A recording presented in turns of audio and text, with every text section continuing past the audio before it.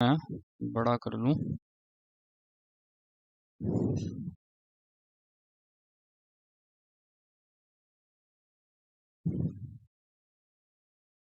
ठीक है, अब ठीक है ना? Good evening. बहुत ब्लर्ड इमेज तो नहीं आ रही है? ठीक आ रही है ना? ओके। तो यहाँ पर देखो, ये पहला क्वेश्चन है। वैसे तो दीप्ता और आयता किसके प्रकार हैं? ठीक है, तो बताओ आप लोग किसके प्रकार है? जाति, मतलब श्रुति जाति। यहाँ पर ऑप्शन सही हो गया ये वाला। तो इसमें कुछ टफ है मतलब पहला अच्छा क्वेश्चन है ये। तो चलते हैं नेक्स्ट क्वेश्चन पे। नेक्स्ट क्वेश्चन है रिसर्च हाइपोथेसिस। अब इसमें हिंदी वाला तो देखो है, तो हिंदी वाला पहले देख लो। अनुसंधान परिकल्पना है, कौन सी परिकल्पना है? अस्थायी कथन जिससे अनुसंधानकर्ता द्वारा सिद्ध किया जाता है, या फिर अनुसंधान प्रविधि है, या अनुसंधान के विषय के संदर्भ में प्रश्न है, या फिर अनुसंधान का प्रकार है। ये तो हिंदी हो गया। ठीक है, और ये मुझे ज़्यादा समझ आता नहीं हिंदी, तो इंग्लिश पे चलें। यहाँ पे है ये कि रिसर्च हाइपोथेसिस क्या होता है। ठीक है, तो पहले ही इसका आंसर यहाँ पे फिलहाल दिया हुआ है। हाँ, research hypothesis is tentative statement which is needed to be proved by a researcher. मतलब एक रिसर्चर जो होता है, जब वो रिसर्च टॉपिक उसका क्लियर हो जाता है, उसके बाद वो हाइपोथेसिस बनाता है ना? हाइपोथेसिस मतलब एक परिकल्पना बनाता है जो आगे जाके वो टेस्ट करेगा। ठीक है, जैसे कि मान लो एक मैंने परिकल्पना बनाई कि खाना खाने के बाद नींद आती है। ठीक है, तो ये मेरा हो गया टॉपिक, हो गया रिसर्च का टॉपिक। अब मैं कुछ उस पे हाइपोथेसिस बनाऊंगा कि खाना खाने के बाद नींद क्यों आती है। तो उस पे मैं जैसे बना लूंगा कि खाना खाने के बाद नींद इसलिए आती है क्योंकि हमारे बॉडी का जो एनर्जी है वो यूज होता है डाइजेशन में। तो डाइजेशन का जो प्रोसेस है हमारे मेटाबॉलिज्म को या जो भी है एनर्जी लेवल को लो करता है, इसलिए हमें नींद लगती है। ठीक है, तो ये एक हाइपोथेसिस बना लिया। ऐसे कुछ स्टेटमेंट रखते हैं वहां पे, 2 4 पॉइंट, 6 पॉइंट, 7 पॉइंट, 8 पॉइंट, जो भी आपको जो भी टेस्ट लगाने हो। तो ये हो गया। अब इसको प्रूव करने के लिए मैं क्या करूंगा, कुछ टेस्ट लगाऊंगा। अब वो डॉक्टर की हेल्प लेके या कैसे भी लेके, तो वहां पर ये क्या हो जाएगा, टेंटेटिव स्टेटमेंट। टेंटेटिव मतलब अस्थाई होता है, जो कि हम टेस्ट करते हैं आगे जाके, है ना, कि ये सही है या नहीं सही है। क्लियर है? जो आपका रिसर्च हाइपोथेसिस होता है, अगर ये सही आता है तो मतलब जो आपका स्टेटमेंट है वो सही। यहाँ पर दो तरीके का हाइपोथेसिस हम यूज करते हैं, एक होता है नल हाइपोथेसिस और एक होता है ऑल्टरनेटिव हाइपोथेसिस। ठीक है, नल हाइपोथेसिस में बेसिकली जो आप कमेंट्स लिखते हो वो नेगेटिव में लिखते हो कि खाना खाने के बाद नींद नहीं आती है। तो नींद नहीं आती है मतलब ये आपका एक स्टेटमेंट हो गया जो कि हम नेगेटिव में लिखते हैं, फिर इसको हम टेस्ट करते हैं और पॉजिटिव लाने की कोशिश करते हैं, जो कि ऑल्टरनेटिव हाइपोथेसिस होती है एक साथ में उसके। तो वो हमारा एक हमारा जो नेगेटिव वाला स्टेटमेंट होता है नल हाइपोथेसिस, वो रिजेक्ट हो जाता है, फिर ऑल्टरनेटिव हमारे साथ चलती है। खैर ये तो उसमें अभी उतना जाने की जरूरत नहीं है, लेकिन ये समझ में हाइपोथेसिस होता क्या है। आगे चलते हैं। नेक्स्ट क्वेश्चन है विच रस was not mention by Bharat मुनि ने नाट्य शास्त्र। नाट्य शास्त्र में कौन सा रस का उल्लेख नहीं किया गया है? श्रृंगार रस है, अद्भुत रस है, शांत रस है, नहीं है, वीर रस।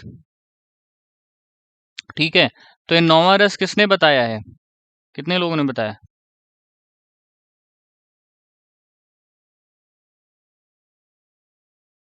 नौवां रस, 8 रसों में भरत के नौवां रस किसने ऐड किया?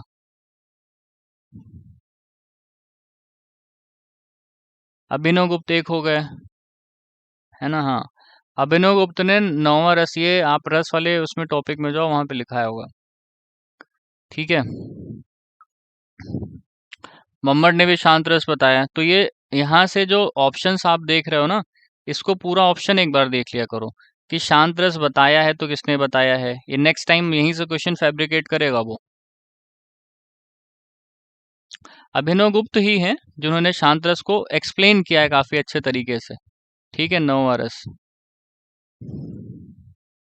अरे शारंग देव जी 13 सेंचुरी के हैं, अभिनव गुप्त 10वीं सेंचुरी के हैं। ठीक है,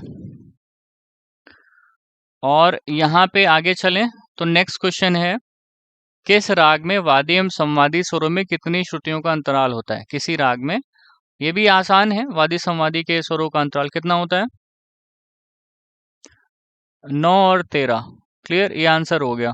अच्छा, 8 और 12 किसने बताए हैं?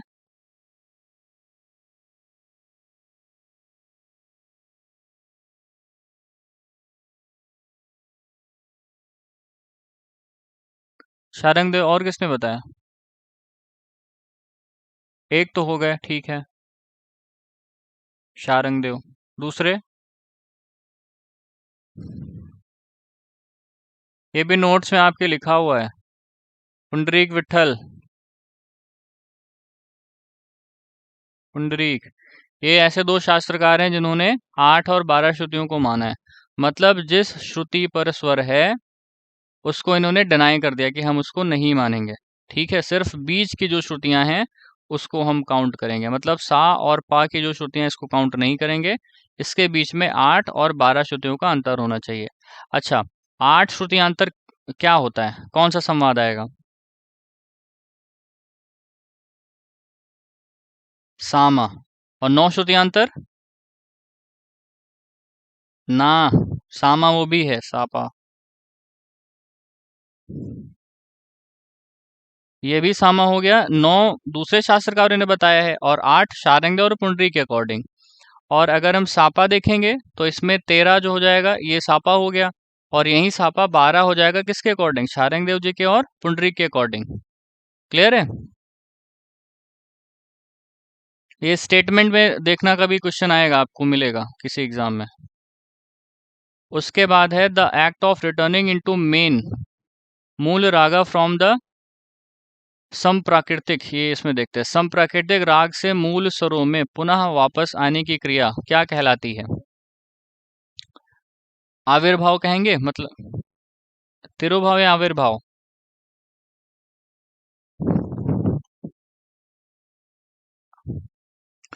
तिरो मतलब होता है जाना, तिरो कर देना, तिरोभाव मतलब जाना।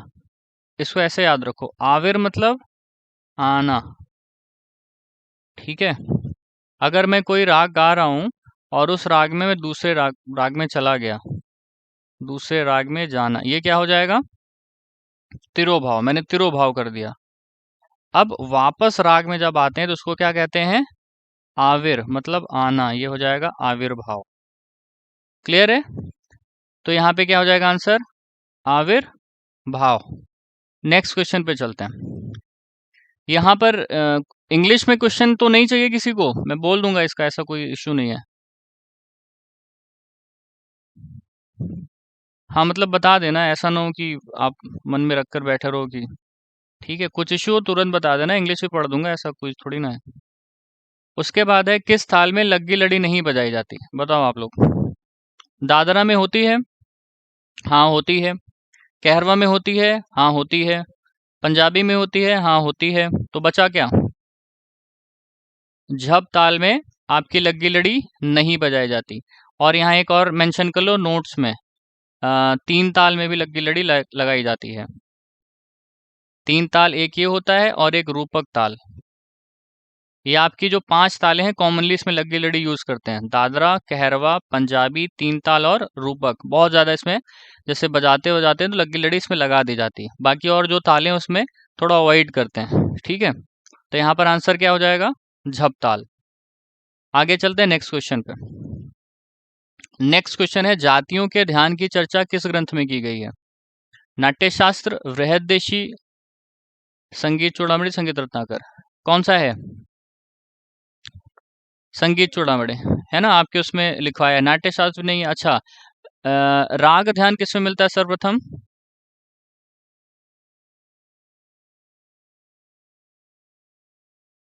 वृहददेशी। हाँ, वृहददेशी।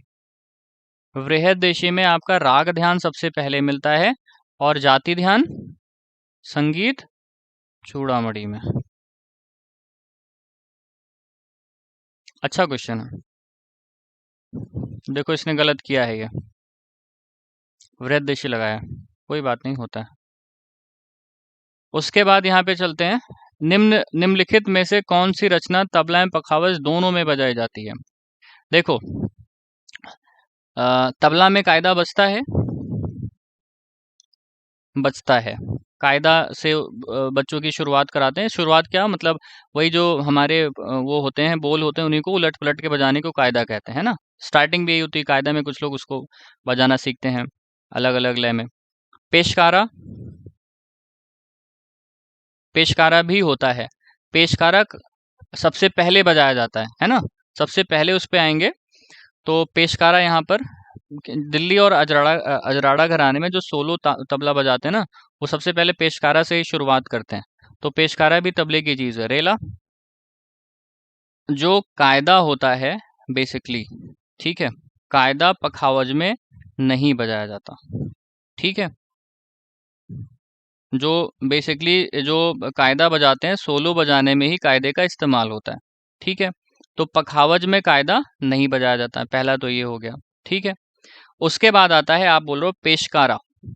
पेशकारा, पेशकारा जो होता है ये बेसिकली होते कायदे ही हैं, जिसमें डिफरेंट डिफरेंट लयकारियां करके तबले पर इसको प्रैक्टिस कराई जाती है, ठीक है। पेशकारा पखावज में भी नहीं बजाया जाता है, ठीक है। स्वतंत्र बोल होते हैं पेशकारा में, और दिल्ली और अजराड़ा घराने के जो तबली हैं सोलो बजाने के लिए उसको नहीं, गत कायदा, गत जो होता है वो भी ये आपका बजता है इस पे, तबले पे। गत जो होता है, गत कायदा लिखा है ना, तो इसी गत कायदा ये वाला इसी को तो है, इसका यहाँ पे लाके जोड़ दिया इन्होंने, गत कायदा। और बचा क्या, गत कायदा। गत कायदा जो है ये भी दोनों में क्या होता है, इस पे तबले में तो बजाते हैं लेकिन पखावज में नहीं बजाते हैं। तो बचा क्या यहाँ पे, रेला। क्लियर है। आगे क्वेश्चन है, जो चाचपुट ताल है कितनी मात्राएं होती हैं?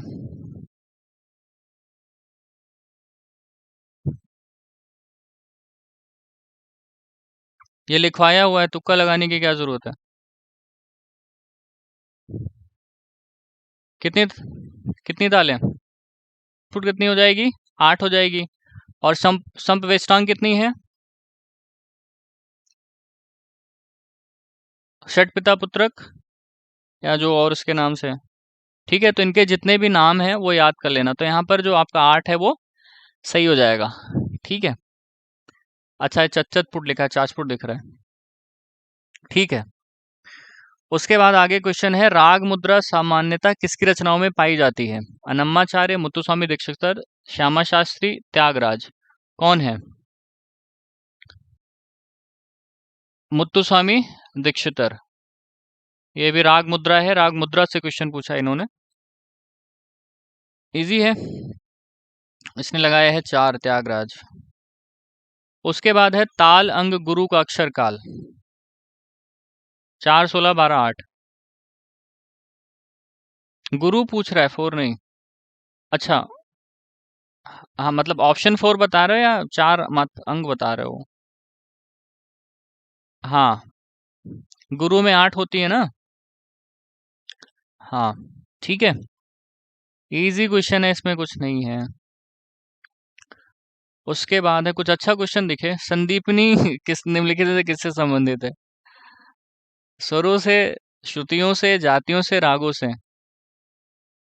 श्रुतियों से, ठीक है, श्रुतियां हो गई। ये तो गत, हाँ ये आया थोड़ा क्वेश्चन, गत का प्रयोग किसमें नहीं होता है? कथक में, तंत्र में, तबला में, पखावज में? पखावज, पखावज में गत का प्रयोग नहीं होता। गत कायदा पीछे पढ़ा ना वहां पे, वहीं से क्वेश्चन निकाला इन्होंने। कथक में गत होता है, तंत्रवादक में भी गत होता है, रजा खानी, मसीद खानी, तबला में तो होता ही है, ठीक है। तो ये 3 हो गए आपके। आंसर गलत किया इसने, कथक लगा दिया। फिर है, किस रचना का वादन कायदे से पूर्व किया जाता है? तो अभी बताया आपको, किससे होता है? पेशकारा, ठीक है, फिर से बता दे रहा हूँ। दिल्ली और अजराड़ा घराने में सोलो बजाने से पहले पेशकारा बजाते हैं वो। तो सबसे पहले क्या आ जाएगा? पेशकारा। नेक्स्ट क्वेश्चन चलते हैं। कुछ नहीं है इसमें, सब आसान है। ये क्वेश्चन है, which of the following is the 1/4 beat sign in आकार मात्रिक? ऑप्शंस गलत हैं। यहाँ पर चार मात्रा के लिए बताओ कौन सा निशान होता है? आकार मात्रिक ओपन करो।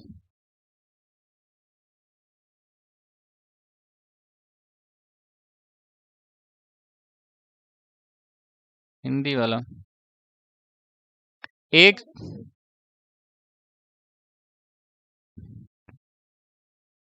एक अर्धचंद्र लगता है ना। अब इन्होंने बनाने की कोशिश वही करी, लेकिन ये उल्टा सीधा बन गया ऐसे करके। ये ऐसे करके वाई बनाया इन्होंने, ठीक है। लेकिन जो ऑप्शन इन्होंने दिया है इसमें इसमें देखते हैं जरा कौन सा ऑप्शन है। अब ये क्वेश्चन चैलेंज करने वाला है कि इसमें ऑप्शन क्या हो गया, गलत दिया। 16/015, 16/015, 17/4 है ना, 458। ये देखो दूसरा ऑप्शन दिया है, जीरो लिखा है इन्होंने। ठीक है, तो ये क्या है क्वेश्चन? गलत हो गया। ठीक है, आ- आगे चलते हैं। चंद्राकार बनता है ना? हाँ।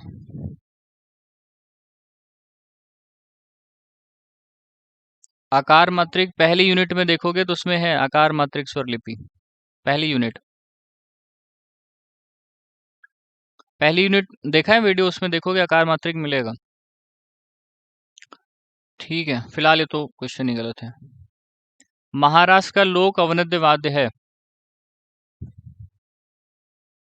संबल, नक्कारा, ढोलक, एक तारा। ढोलक नहीं है,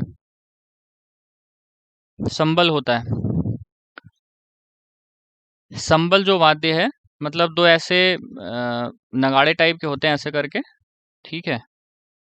और टोटल जो है इसको डंडे से बजाया जाता है, पीट पीट के ऐसे, डम डम डम डम, गले पे लटकाते हैं और ऐसे करके इसको बजाते हैं। बेसिकली एक गोधल पूजा होती है महाराष्ट्र में, ठीक है।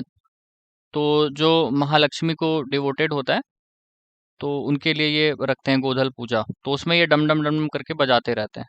अवनद्य वाद्य है ये, ठीक है। और ये अवनद्य हो गया, ये अवनद्य हो गया। नकारा तो हर जगह प्रचलित है, ये छोटे छोटे में दो छोटे छोटे ढोल जैसे होते हैं, वो नीचे जमीन में रखकर बजाते हैं उसको, टड़क टड़रंग टड़रंग, वही नगाड़ा जो होता है। ढोलक भी अवनद्य वाद्य है, आपको पता है। एक तारा किस में यूज होता है? बाउल में, हाँ। वो जब गाते हैं, बाउल गाते समय एक तारा का यूज होता है। ये भी यूजीसी नेट के क्वेश्चन में पूछा गया है कि किस संगीत में इसका एक तारा का यूज होता है। अच्छा, बाउल संगीत कौन गाता है?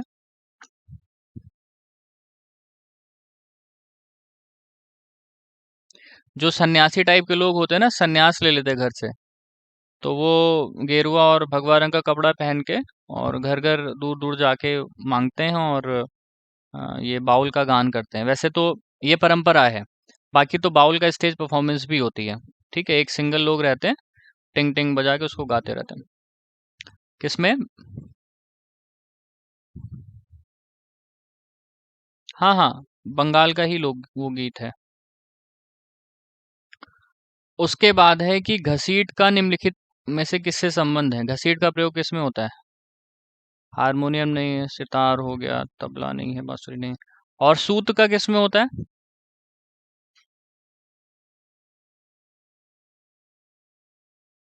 सरोद। और घसीट हो गया, सूत हो गया, ठीक है। मींड का प्रयोग कहाँ होता है? गले से होता है, गायन में।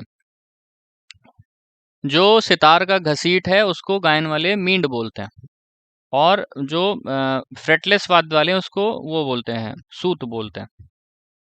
ठीक है, ये क्वेश्चन वहीं से निकला है। ये भी नोट्स में देखोगे तो आपको मिलेगा।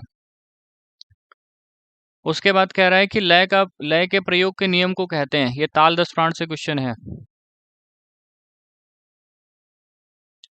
ये अति हो गया, बाकी नहीं होगा। अब ये हलवा हलवा क्वेश्चन है, इसमें कुछ है नहीं। हाँ, संगीत रत्नाकर के अनुसार उपांगों की संख्या है 5, 3, 6, 4। बताओ। गलत है 5। 6 गलत है। गलत है। देखो नोट्स चेक करो अपना। 3 उपांग हैं। नोट चेक करोगे मिलेगा। अब देखो जो 3 उपांग है, बड़ी चालाकी से क्वेश्चन बनाया इन्होंने। उपांग जो है क्या नाम था उसका, पूर्व प्रसिद्ध। पूर्व प्रसिद्ध में 3 उपांग हैं, ये भी कॉपी पे लिखा होगा आप लोगों ने। और अधुना प्रसिद्ध में 27 हैं। 27 ही तो हैं कि 25 हैं? अधुना प्रसिद्ध बताओ जरा कितने हैं, 25 या 27? 25 शायद 27 है। अधुना प्रसिद्ध नहीं, 30 तो नहीं है। 27 है अधुना प्रसिद्ध, सिर्फ सिंगल नंबर।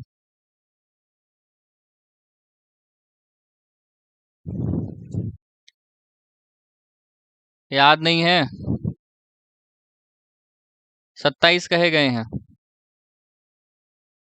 27 टोटल जोड़ोगे तो 30 हो जाएंगे, वही तो बता रहे थे आप। ठीक है, तो इसको देख लो। रागांग पूर्व प्रसिद्ध में 8 है, भाषांग 11 है, क्रियांग 12 है, उपांग 3 है।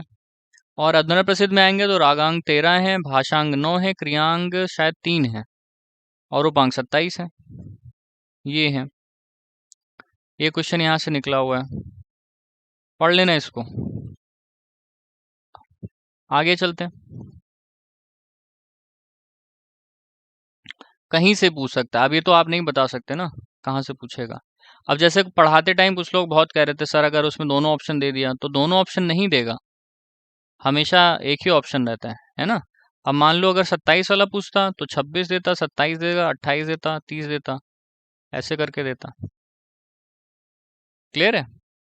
30 देता तब भी यहाँ पर चैलेंज करते हैं आंसर को, क्योंकि दोनों को मिलाकर पूछ रहे हो कि सिंगल पूछ रहे हो, या क्वेश्चन जो बनाता है उसको बताने का वो है, तो इस पे चैलेंज करते हैं। कुल पूछ रहा है 30 है, या फिर एक पूछ रहा है 27 है ना।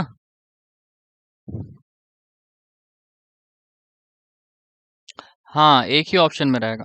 ठीक है, उसके बाद चलते हैं। तानम गायन का अन्य नाम है, कौन सा नाम है? विलंब कालम, मध्य कालम, द्रुत कालम, चतुवस्त्र कालम। तानम गायन नहीं, द्रुत कालम नहीं, मध्य लय से स्टार्ट, मध्य लय में ही स्टार्ट होता है, मध्य कालम होगा। नोट्स में क्या लिखवाया है?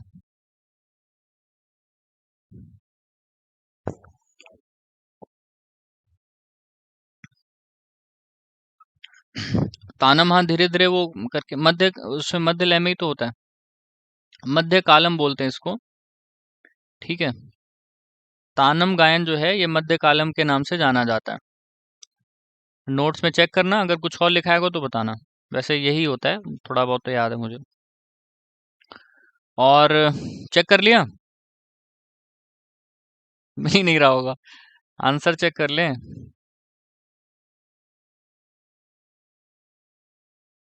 कोई नहीं, इसका क्वेश्चन नंबर क्या था? कहाँ गया स्क्रीनशॉट? 160/20, ये आंसर है इसका। 17,478,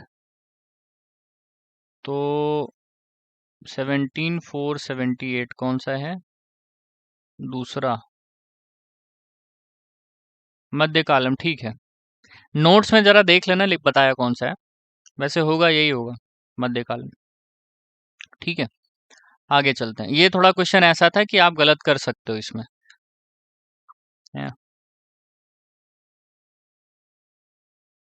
देखो, विलंब कालम विलंबित लय हो गई, मध्य में हो गया।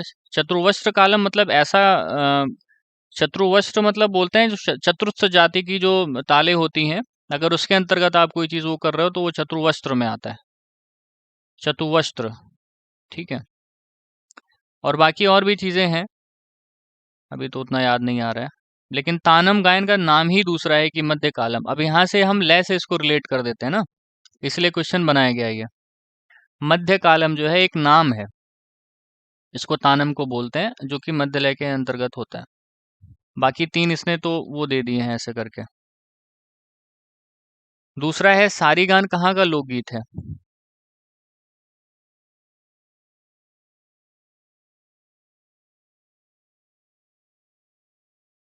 राजस्थान, बंगाल, केरला या कश्मीर?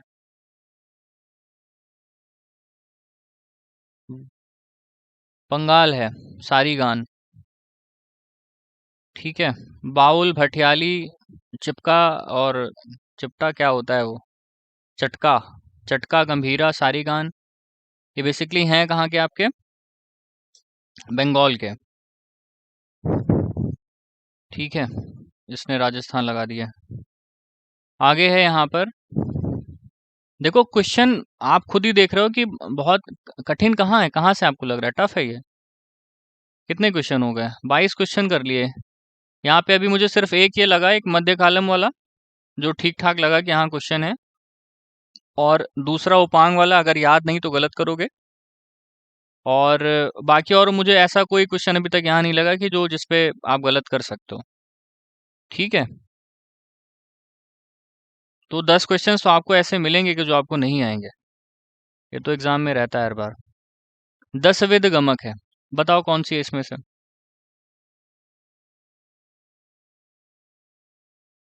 त्रिपुच्छम, ये देखो तीनों लिखा है त्रिभिन्न, और नहीं है, ठीक है त्रिपुच्छ भी तो है। उल्लासित, त्रिपुच्छा, त्रिभिन्ना और कुरूला, ये पूछा है कौन सा है। हाँ ठीक है, तो कौन सा है इसमें? त्रिपुच्छम, दूसरा वाला ऑप्शन सही हो जाएगा। चश्मा दे दो, दिख नहीं रहा मुझे। ठीक है, तो दसविध गमक हो गई कौन सी? त्रिपुक्षम। क्लियर है, ये दसविध गमक से क्वेश्चन आया हुआ है, ये भी इजी है, इसमें कुछ नहीं है। आगे है, नेम उन स्वरों के नाम बताइए जो षोडश स्वर स्थानों में दिखाई देते हैं। ये भी अच्छा क्वेश्चन है, ये बहुत लोगों ने पढ़ा नहीं होगा इसको, लेकिन हाँ ये पढ़ा है आपने, लेकिन इस नाम से नहीं पढ़ा है आपने। इसमें गेस करके बताओ जरा।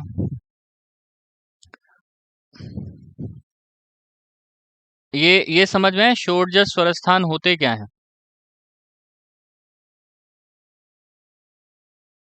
ठीक है सही बता रहे हो।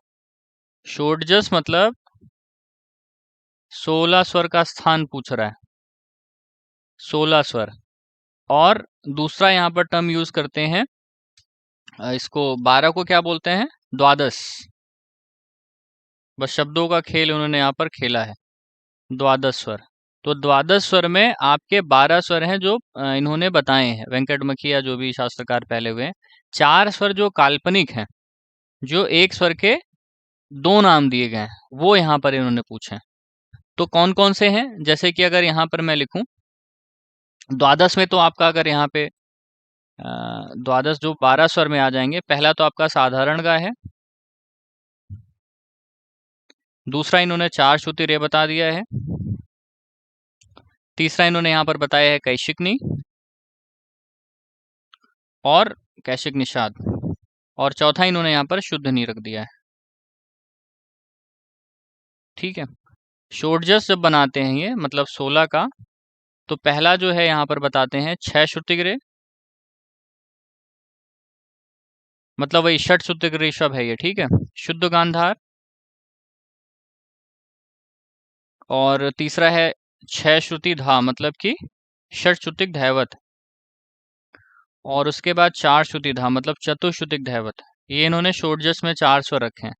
तो कौन सा हो गया इसमें से, कौन देख लो कौन सा है? एक तो 6 श्रुति धैवत हो गया, और दूसरा शुद्ध गांधार, ये ए भी हो जाएगा सही, ए और बी।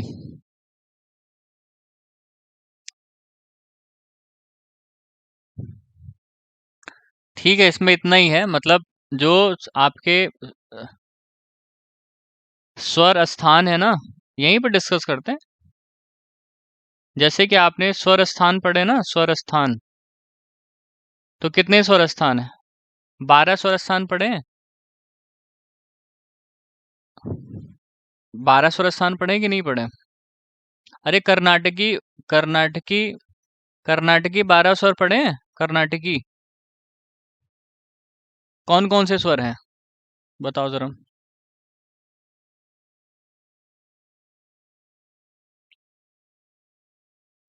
षट श्रुति धा, बी और डी, बी और डी, बी डी, ठीक है ठीक है ठीक है। चतुश्रुति इधर है, हाँ। तो बी और डी हो जाएगा दूसरा वाला ऑप्शन। ठीक है। तो क्या बता रहा था मैं, 12 स्वर। हाँ, जो 12 स्वर हैं कर्नाटकी के वो कौन कौन से हैं जरा बताओ।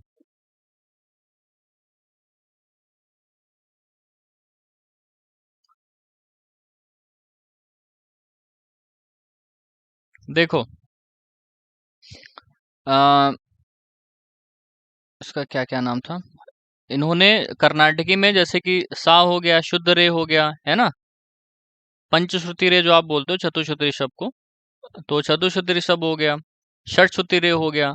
अब यहीं पर शुद्ध गांधार और साधारण गांधार है, ठीक है। उसके बाद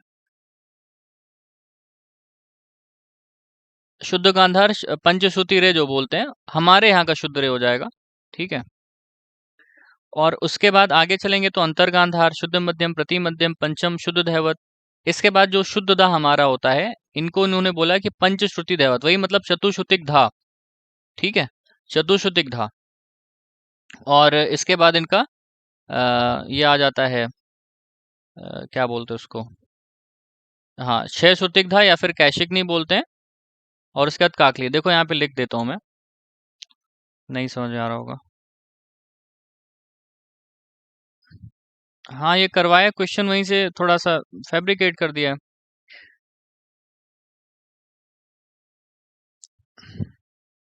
वही वहीं से पूछा है।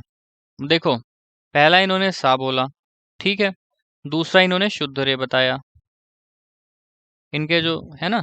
उसके बाद कौन सा स्वर बताया, चार श्रुति या पांच श्रुति। देखो, पंचश्रुति बताया वेंकट मुखी ने, चार श्रुति कर्नाटकी में जो राग सागर है बुक, राग सागर कह रहा हूँ, जो एक बुक और लिखी गई कौन सी है वो, उसमें चार श्रुति बताया है, ठीक है। पांच श्रुति बताया किसने, वेंकट मुखी ने, इन्होंने पांच यूज किया अपनी बुक में, पांच श्रुति। चतुश्रुति लिखा जाता है, कोई एक बुक है वो, अभी नाम नहीं याद आ रहा है मुझे उसका, राग लक्षणम, हाँ राग लक्षणम ही तो है, राग लक्षणम में चार श्रुति धा लिखा हुआ है, ठीक है। ये इन्होंने यहाँ पे बता दिया। उसके बाद आगे बढ़ते हैं, तो पंचश्रुति या चतुश्रुति हो गया। उसके बाद इनका कौन सा ऋषभ आ जाएगा, यहाँ पे नहीं 12 वाला लिख रहा है ना, साधारण गा। इसके बाद अंतर्गा। इसके बाद शुद्धमा, प्रतिमा। उसके बाद व,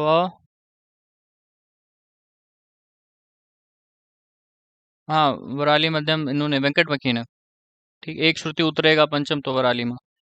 और उसके बाद क्या आता है, शुद्ध, शुद्ध धा आ जाएगा। उसके बाद इन्होंने कौन सा बताया, चार या पांच श्रुति धा, ठीक है। ये चार या पांच श्रुति धा को इन्होंने यहाँ पर इसमें नहीं रखा है, यहाँ पर इन्होंने शुद्ध नहीं बोला है इसको, शुद्ध धा के बाद, शुद्ध निषाद के बाद इन्होंने इसको कैशिक नी में रखा है।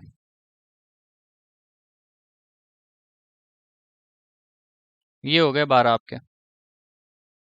और काकली, हाँ काकली निषाद, ये हो गए। तो सा, शुद्ध रे, चार श्रुति, पांच श्रुति रे, और उसके बाद साधारण गा, ठीक है। उसके बाद कौन सा बचा, अंतरगा, शुद्ध मा, प्रतिमा, पंचम, शुद्ध धा, और शुद्ध नी हो गया। और कौन सा बचा, कैशिक नी और काकली नी। देखो 12 हो रहे हैं कि नहीं, एक दो तीन चार पाँच छः सात आठ नौ 10 11 12, हाँ ये उनके हो गए क्या, द्वादश।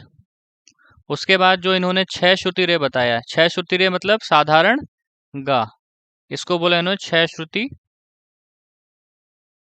रे। क्लियर है? और इसके बाद इन्होंने जो पंचश्रुति रे था, इसको इन्होंने क्या बोला? शुद्ध गा। और आगे बढ़ते हैं। जो इनका कोमल नी है, कोमल नी मतलब क्या होता है? षट श्रुति धा। तो छह श्रुति धा या फिर इनका जो कैशिक नी है, कैशिक नी इनका क्या बन गया? यहाँ पे रखा हुआ है कैशिक नी। छह श्रुति धा हो गया।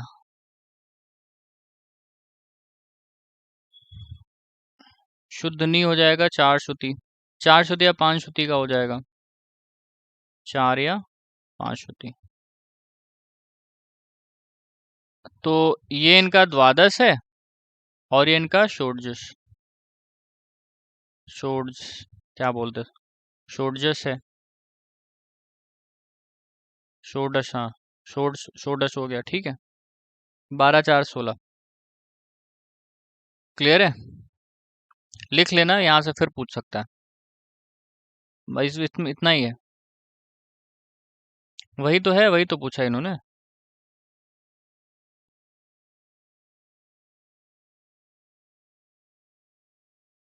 कोई बात नहीं, ठीक है। आगे चलते हैं। अब कुछ तो गलत होंगे ही, मान लो तीसरा क्वेश्चन गलत हो जाएगा, तो 25 क्वेश्चन में आपने 23 क्वेश्चन में 3 क्वेश्चन मान लो गलत कर दिए। ये वाला ले लो।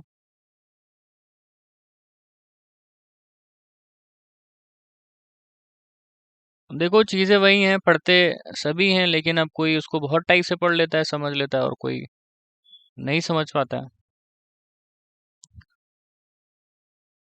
आगे क्वेश्चन है, ये रिसर्च से है आई थिंक।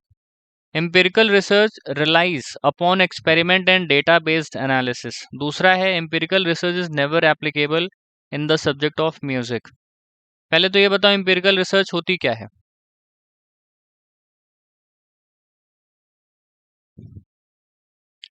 हाँ, डायरेक्ट, बिल्कुल बिल्कुल। हाँ, डायरेक्ट या फिर इनडायरेक्ट ऑब्जर्वेशन आप कह सकते हो ना। हाँ, ठीक है, डायरेक्ट या फिर इनडायरेक्ट ऑब्जर्वेशन हो जाएगा। अब देखो इसमें स्टेप्स क्या होते हैं, वही स्टेप्स होते हैं जो हम रिसर्च में फॉलो करते हैं। पहला तो आप क्या बनाओगे? एक पर्पस बनाओगे, मतलब ये रिसर्च का एक ऑब्जेक्टिव, वो ऑब्जेक्टिव कह रहा हूँ, आप टॉपिक बना लोगे।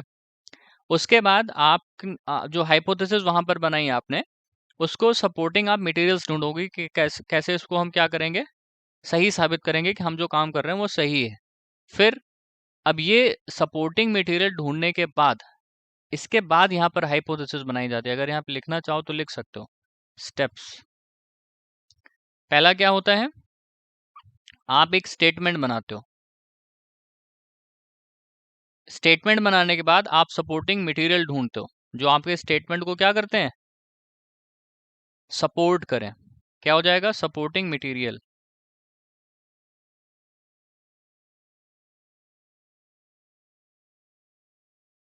उसके बाद यहाँ पर आप हाइपोथेसिस निकालते हो अपने, जो मटेरियल आपको मिले स्टेटमेंट के अकॉर्डिंग। यहाँ पे आप बनाओगे हाइपोथेसिस। इसके बाद क्या होता है? मेथोडोलॉजी लगाओगे आप। हाइपोथेसिस बनाने के बाद इसको प्रूव भी तो करना पड़ेगा। फिर क्या हो जाएगा? मेथोडोलॉजी। कौन सा रिसर्च का मेथड आप लगा रहे हो अपने रिसर्च में करने के लिए। उसके बाद मेथड आपने लगाए, तो मेथड लगाने के लिए, प्रूव करने के लिए क्या करना पड़ेगा आपको? Data collection. कहीं ना कहीं से डेटा लेकर आओगे, बुक से, या फिर क्वेश्चनर बनाओगे, या जो भी करोगे। ठीक है। उसके बाद यहाँ पर डेटा एनालिसिस करने के बाद आप निकालते हो कंक्लूजन। ठीक है, ये स्टेप्स हो गए। तो पहला तो रिसर्च क्या है कि ये बता रहा है कि experiment and data based analysis होता है। तो ठीक है, हाँ, हमें समझ में आ गया कि एक्सपेरिमेंट होता है और डेटा बेस्ड एनालिसिस होता है। ये तो सही हो गया, ये समझ में आया पहला वाला स्टेटमेंट। सेकंड लिखा हुआ है empirical research is never applicable in the subject of music. ठीक है। एम्पिरिकल रिसर्च म्यूजिक में क्यों नहीं लगा सकते अगर हमने टॉपिक लिया है। अब जो भी देखो, अगर आपने कोई ऐसा टॉपिक लिया जैसे मान लो साइंस से रिलेट कर दिया म्यूजिक को, जो इंटर डिसिप्लिनरी रिसर्च होती है ना किसी दूसरे सब्जेक्ट के मिला के, वहां पर आपको इसकी जरूरत पड़ेगी एम्पिरिकल रिसर्च की। ठीक है।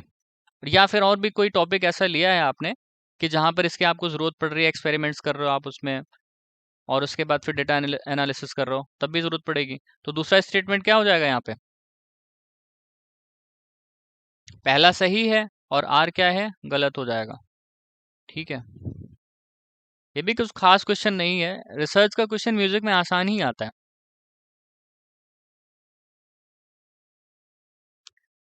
नहीं, हाँ थर्ड ही तो है, ए सत्य है आर असत्य है।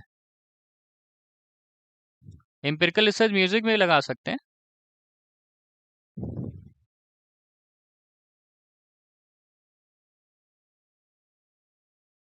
नहीं नहीं, वो कौन सा क्वेश्चन है,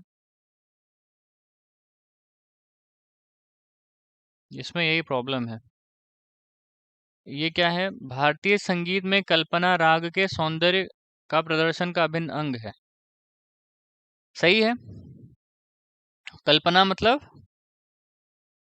नया थॉट बनाना, ठीक है, नए नए कॉम्बिनेशंस बनाना। हाँ, ख्याल हो गया।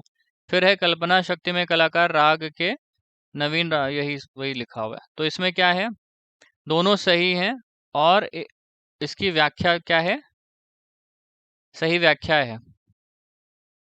ठीक है, आगे चलते हैं। उसके बाद है 26 क्वेश्चन।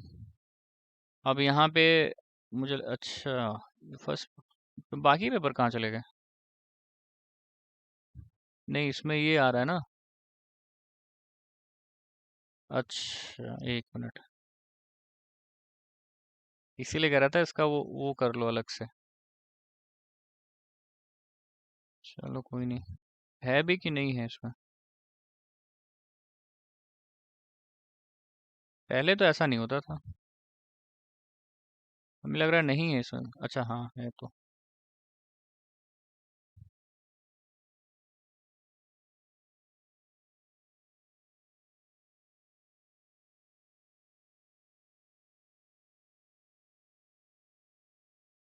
यहाँ से है। क्वेश्चन नंबर 76, निम्नलिखित में सबसे प्राचीन ग्रंथ कौन सा है।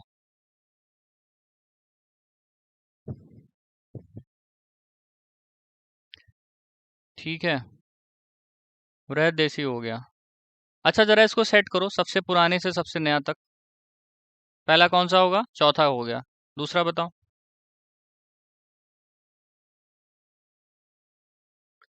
चतुर्दंड प्रकाशिका सबसे लास्ट में, ठीक है, बीच में बताओ।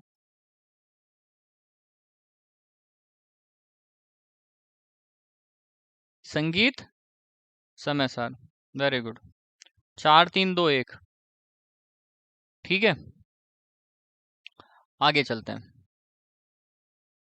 भारत ने अंश स्वर के कितने लक्षण बताए, बताओ।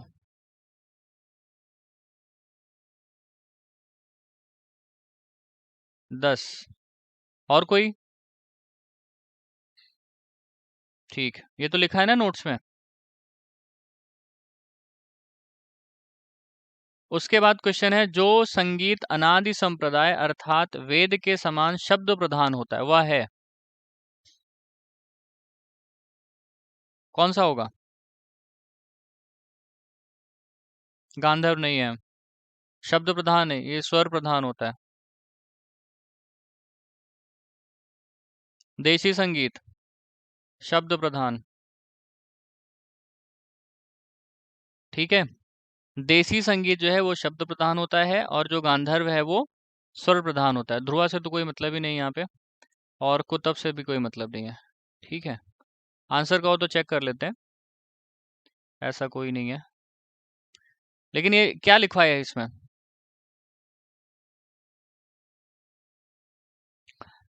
देसी संगीत ही आपका शब्द प्रधान होता है, ठीक है। बाकी स्वर प्रधान गांधर्व होगा, ऐसा क्यों, क्योंकि शब्द जो गांधर्व है उसमें शब्द ज्यादा नहीं होते थे, उसमें स्वर ज्यादा होते थे गांधर्व संगीत में।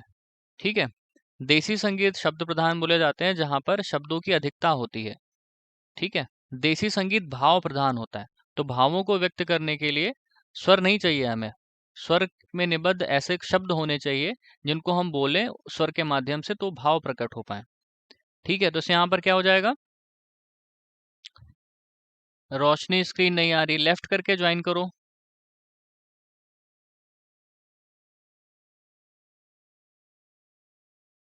और अभी भी नहीं आ रहा है?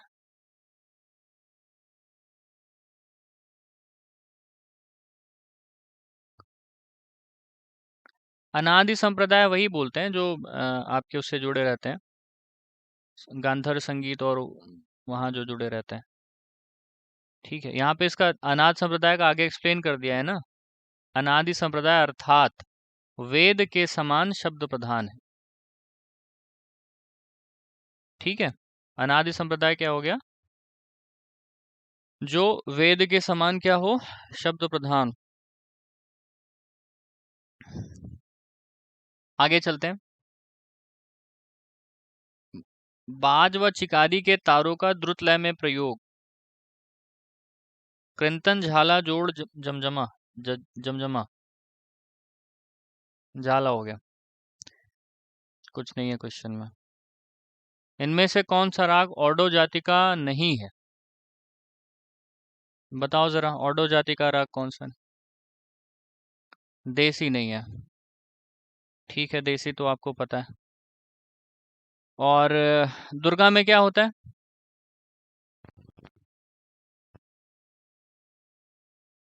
सारे मापा धासा। वृंदावनी सारंग में?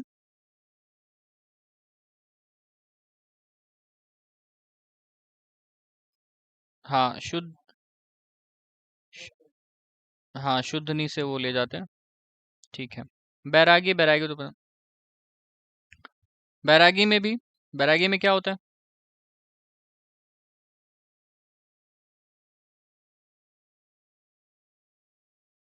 बैरागी भैरव, बैरागी भैरव ही तो है, भैरव तो लिखा नहीं है, बैरागी लिखा है।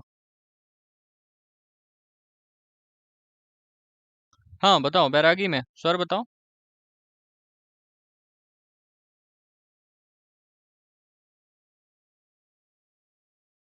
बैरागी सीखा तो मैंने भी नहीं है। ऑडो ही है, देसी, देसी सीखा है। देसी में तो मतलब स्वर लगते हैं वो, ऑडो में नहीं है कि मतलब जाते और आते में ऑडो हो जाए। तो इसका आंसर क्या हो जाएगा? देसी, देसी गांधारी भी बोला जाता है इसको, वो देसी तोड़ी बोलते हैं, हाँ। हाँ बैरागी भैरव, भैरव का ही है। आगे चलते हैं, ये भी क्वेश्चन निकल ही आता है, सही कर लेते हैं। चित्राएं विपंची वाणी के, वीणा के नहीं, अरे वाणी लिखा है इसमें। वही तो वीणा में कितने तार हैं? चित्रा में कितने हैं? 7 है। विपंची में कितने हैं? 9 है। कितना अंतर? 2 का अंतर आएगा। पूछ रहा है कितने तारों का अंतर था, कितने तारों का अंतर था? 2। क्लियर है। उसके बाद है, राग सिंदूरा में किन रागों का मिश्रण पाया जाता है? ये अच्छा क्वेश्चन है। राग सिंदूरा में किन रागों का मिश्रण पाया जाता है?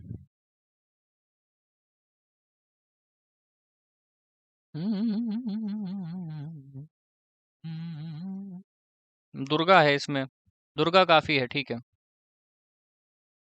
हाँ हाँ, दुर्गा का देसी कहीं आसपास भी नहीं है, यमन भी इधर नहीं आता है, और कोमल इधर तो लगता नहीं है कोई, मदमात सारंग भी नहीं होगा। ठीक है, धैवत का इधर प्रयोग है। और इसमें तो कोमल नहीं है दोनों में। यहाँ पे गुड़कली, सारे मापा धासा, भीम पलासी यहाँ भी धैवत है, कोमल निषाद। दुर्गा काफी, दुर्गा और काफी का सिंदूरा में मिश्रण मिले। अभी ऐसा राग है कि थोड़ा सा पढ़ना तो पड़ेगा। चलो मान लेते हैं 4 क्वेश्चन यहाँ तक हो गए, आपके गलत हो गए। ठीक है, आगे चलते हैं। किस वाद्य में वादन के लिए मुख्य तार पीछे लगा होता है?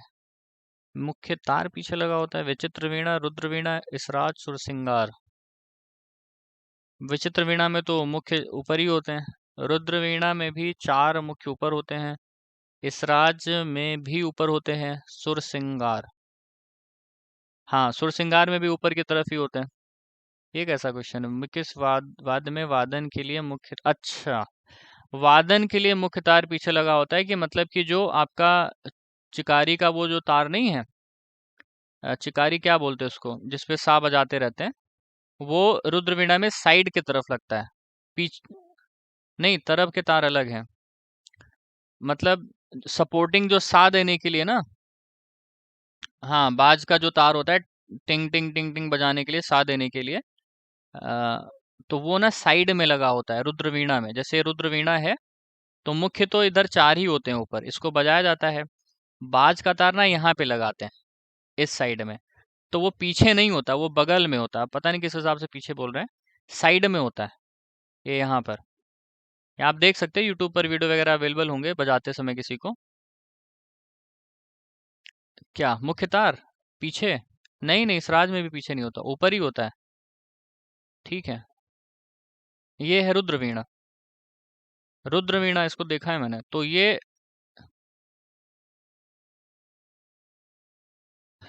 हाँ उसको मतलब पीछे बोलना पता नहीं कहाँ तक सही है, लेकिन ये बगल में होता है। हाँ तो जो भी है, लेकिन ये थोड़ा कंफ्यूजिंग है ना थोड़ा सा। तो ये है हाँ ऐसा भी समझ सकते हैं, ठीक कह रही हो, ये भी समझ सकते हैं। लेकिन जैसे कि मुझे लगा ना कि उसके डांट के नीचे लगा रहता है, तो वैसा समझ रहा मैं, लेकिन ठीक है। तो इसमें साइड में होता है तो वो अंगूठे से उसको टिंग, बोलो बोलो आप बोलो।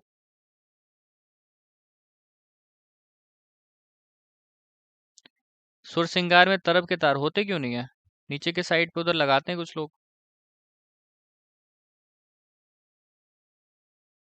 नहीं, तरफ के तार अलग है, मुख्य तार लिखा है ना, मुख्य तार। ये यही किसी की बात कर रहा होगा, ठीक है। रुद्रवीणा हो जाएगा। बाकी तो ऐसा मुझे नहीं लगता कि बाज का तार जो है वो अलग कहीं बना दिया हो, ऊपर ही रहता है। इसमें लगाते हैं स्पेशली क्योंकि वो जगह बचती नहीं है। तुम्बा दो लगाते हैं ना ऐसे करके, नीचे के साइड में 4 खूंटियां इधर होती हैं, इधर जगह नहीं होती है, तो इसी पे ऐसे करके ये इधर बनाते हैं, तो 2 यहाँ से फंसा देते हैं। 2 तार इधर होते हैं, 4 इधर ऊपर हो जाते हैं। ठीक है, आगे चलते हैं।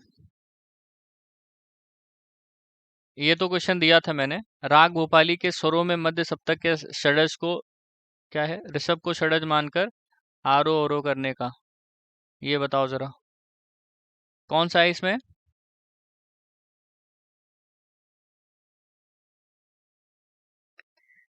देखो,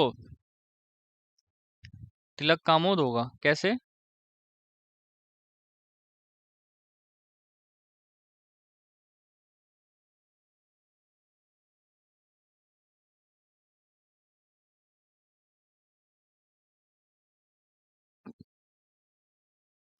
हाँ है तो वही। हम्म। ऋषभ को सा मानना है ना, तो सा मान लो, बाकी 12 नोट यहाँ से लिख दो। ठीक है, सा रे रे ग, कोमल गा, शुद्ध गा, शुद्ध मा, तीव्र मा, पा, कोमल धा, कोमल धा, शुद्ध धा, और कोमलनी, आगे तक जाएगा। ये पहले निकाल लेते हैं, अगर सारे माँ प तक आ गया तब तो समझो वही होगा। हाँ आगे जाएगा, लिख ही लो। अच्छा, तो नी सा रे रे गा, वैसे तो रे तक ही आ जाएगा। तो नी कोमल हो गया, नी नी सा, ठीक है, मतलब सा से सा आ गया, मतलब सब तक हमारा ऑक्टेव कंप्लीट। तो भूपाली में सा रे गा प धा सा, ये होता है ना। तो रे को हमने सा माने भोपाली के, तो यहाँ पे सा लिख लो। भोपाली में कोमल गा होता है? नहीं होता, तो ये नहीं होगा। शुद्ध गा होता है? हाँ होता है, तो ऋषभ ले लिया। मध्यम होता ही नहीं है, तीव्र मध्यम भी नहीं होता। पंचम होता है? हाँ होता है, तो यहाँ पे मध्यम ले लिया। और कोमल ये देखो गलत लिखा है मैंने। कोमल धा होता है? नहीं होता है, तो शुद्ध धा होता है तो पंचम ले लिया। और क्या बचा? निषाद तो होता ही नहीं है। ठीक है। और सा होता है, तो सा कोमल निकल तो गया, सारे मापा नी। मदमात सारंग, वही वृंदावनी सारंग में निषाद को शुद्ध कर दो, आरो और ओ में मदमात सारंग हो गया। आगे चलते हैं, ये तो आसान था। अब देखो ऐसे क्वेश्चंस। अच्छा नहीं नहीं, उसमें देखो क्वेश्चन में ये बोल रहा है कि मध्य सप्तक के ऋषभ को षडज मानकर, है ना? तो मध्य सप्तक का ऋषभ कौन सा होगा? यही तो होगा, है ना? होता है कभी कभी कंफ्यूजन हो जाती है, कोई नहीं। कोई बात नहीं, होता है वो। अरे गलतियां सबसे होती हैं, टीचर हो, स्टूडेंट हो, कोई भी विद्वान हो, सबसे होती हैं गलतियां, तो गलतियां ही हैं। और उसके बाद यहाँ पर है निम्नलिखित में से भिन्न को चुनिए। संस्थान, मेल, स्वस्थ, ये तो सीधा सीधा स्वस्थान हो गया। ठीक है, ये हो गया। पेपर कुछ ज्यादा आसान नहीं आया था, या तो सॉल्व किया होगा आप लोगों ने।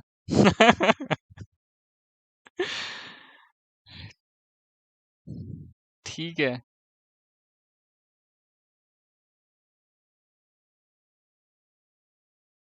नहीं देखो, मैं ये मानता हूँ कि हाँ 10 से 12 क्वेश्चन ऐसे होते हैं जिसमें डाउट होता है। मैं भी पेपर दूंगा तो 10-12 क्वेश्चन ऐसे निकलेंगे जिसमें मुझे डाउट होगा कि सही है कि नहीं, लेकिन इससे ज्यादा नहीं निकलने दूंगा मैं, है ना? तो उतना तो मैं मानता हूँ, बहुत मान लो 15 मान लो, ठीक है चलो। लेकिन उस गेस में भी सही करने का फिर वो रखना चाहिए ना। नेक्स्ट क्वेश्चन है राग रागनी वर्गीकरण के अंतर्गत।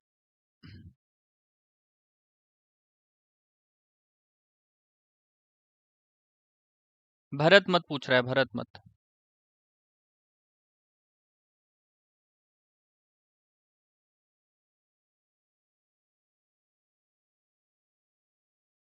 ये राग रागनी वाले उसमें लिखा होगा, भरत और हनुमान मत में कितने राग रागनी बताएं?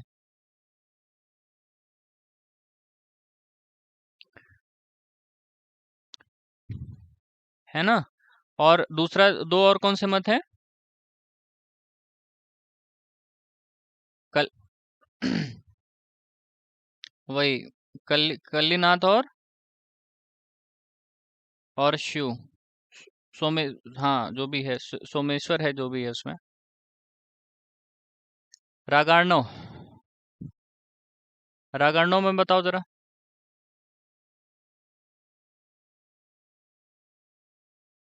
रागार्णव में 36। और ये किसने बताया, ये मत किसने बताया?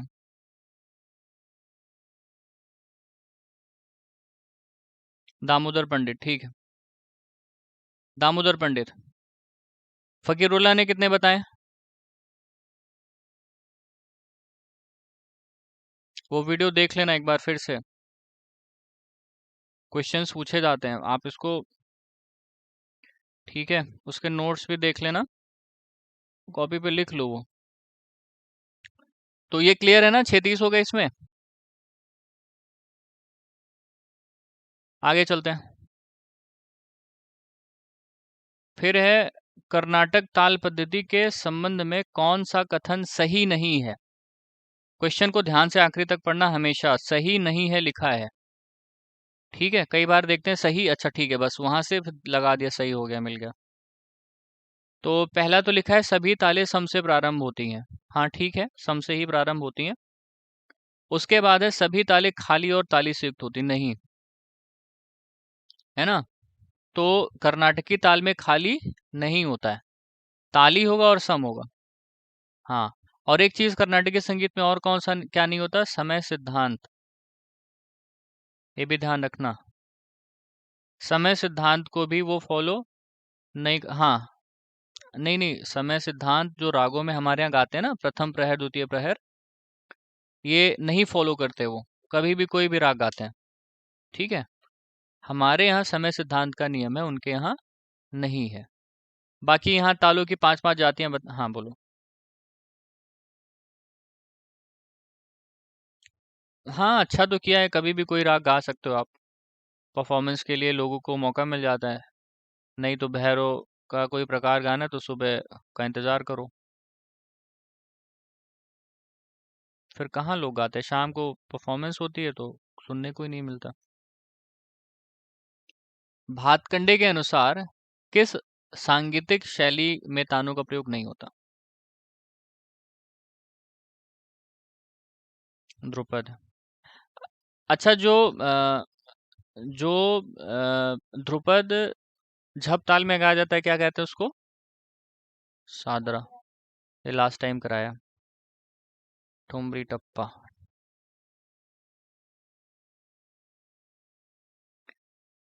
किसमें? सादरा में लोग ताने लगाते हैं। हाँ। हाँ। ध्रुपद, देखो ध्रुपद से ध्रुपद का मजा लेने के लिए ही इन्होंने सादरा बनाया, लेकिन कम तालों में, ताकि उसकी लय का थोड़ा क्रिस्ट लयकारियों का प्रयोग किया जा सके और थोड़ा छूट मिल जाए तानों वगैरह को लगाने का। तो इसलिए सादरा बना दिया गया, क्योंकि ध्रुपद में ताने लगा नहीं सकते, लेकिन ध्रुपद जैसा गाना गाना है और तान लगानी है तो आप सादरा गाइए। ठीक है, आगे चलते हैं। नल तरंग तथा गिटार बैंजो, ये बताओ, ये तो शायद लिखा या नहीं है। नल तरंग तथा सितार बैंजो किसने बनाया है? नहीं। ऑप्शन दो। ये तो नहीं है। अलाउद्दीन खां सही है। नल तरंग इन्होंने बनाया, बंदूक की वो नहीं होती नालियां, ऐसे जोड़ के, खाली पाइप, हाँ ऐसे से पाइप रख के इन्होंने, और इसको ऐसे बजाते हैं डंडे से, टिंग टिंग टिंग टिंग टिंग टिंग। ये हो गया नल तरंग। काइंड ऑफ जाइलोफोन है, लेकिन इसमें बंदूक की नालियां लगाई थी इन्होंने। अब शायद उसी को कॉपी किया हो या जो भी किया हो, लेकिन इन्होंने अपना बनाया। सितार बैंजो का। हाँ।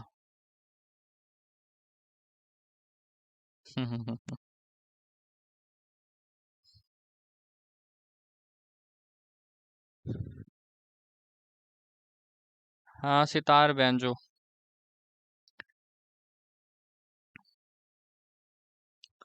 हाँ कर सकते थे, लेकिन अब ठहरे उस्ताद तो फिर सोचा उन्होंने कि, तो उन्होंने बेसिकली काम वही किया, लेकिन स्वरों के माध्यम से कर दिया, कि हम आपको गोली नहीं मारेंगे, लेकिन स्वर ऐसा ऐसा इसमें बजाएंगे कि आपको किसी घाव देगा गोली से ज्यादा, सीधा दिल में लगेगा जाके, है ना?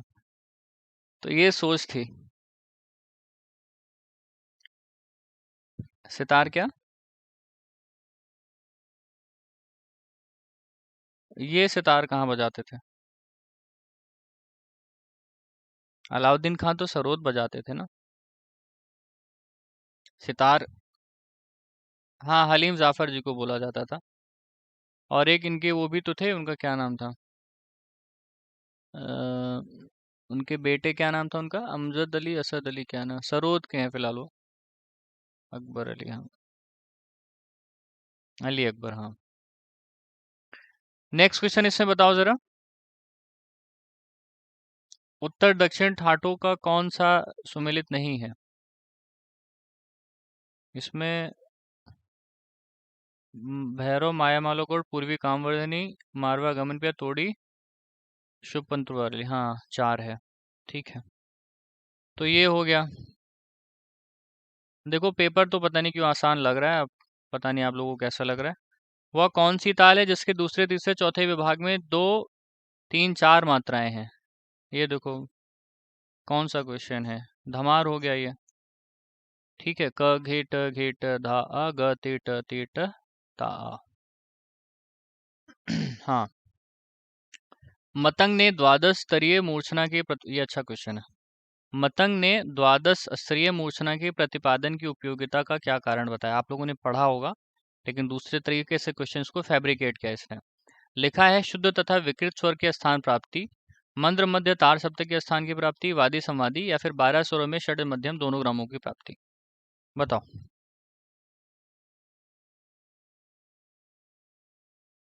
और बताओ।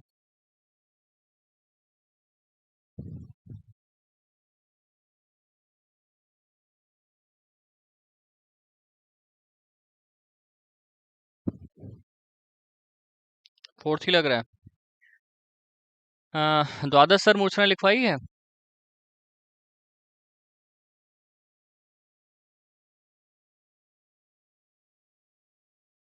12 स्वर की प्राप्ति बताइए।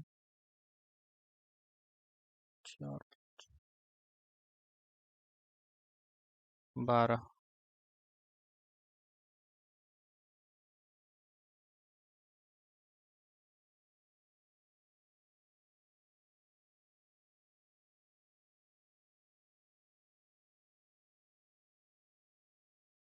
क्या आंसर होगा?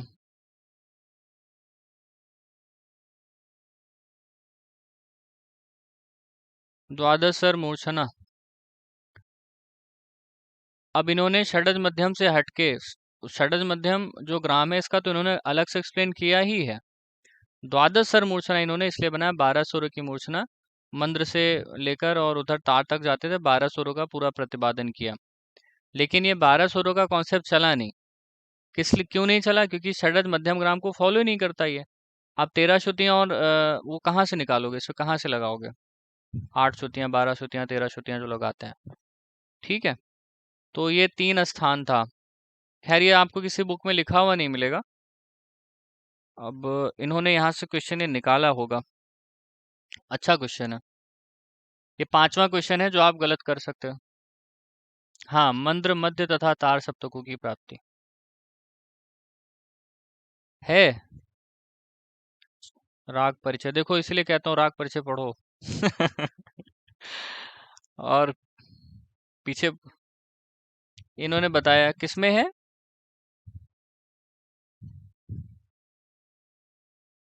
3, 4, तीसरा चौथा भाग देख लेना। और उसके बाद चलते हैं, निम्नलिखित में से कौन सा संधि प्रकाश राग नहीं है? संधि भैरव तो है, मियाँ की तोड़ी नहीं है, पूर्वी मारवाई तो शाम को ही गाते हैं, ये भी हो गया सही।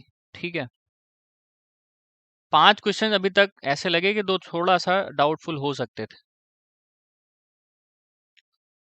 मियाँ की तोड़ी ये प्रथम प्रहर में गाते हैं ना दिन के। तोड़ी उत्तरांग प्रधान हो गया ना, धैवतवादी गांधार संवादी, तो उत्तरांग प्रधान दिन दिन में जाएगा ये, तो इसका मतलब है शाम को नहीं गाएंगे। लॉजिक मगर मान जैसे नहीं आता समय कौन सा होगा। ठीक है, तो इसमें ये होता है, भैरव में भी उत्तरांग प्रधान है, तो भैरव तो ये तो पता ही है कि प्रातः काल में गाया जाता है ना। तोड़ी इसके बाद आ जाता है, प्रातः काल के बाद प्रथम प्रहर में। और तोड़ी के जितने प्रकार हैं लगभग सभी। हाँ,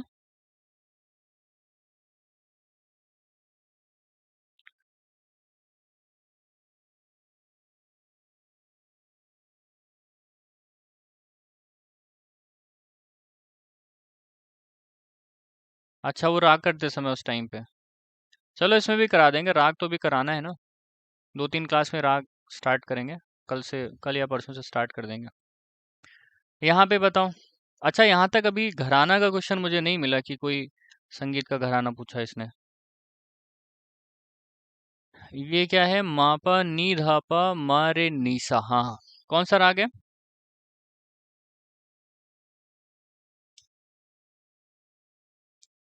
मा पा नी-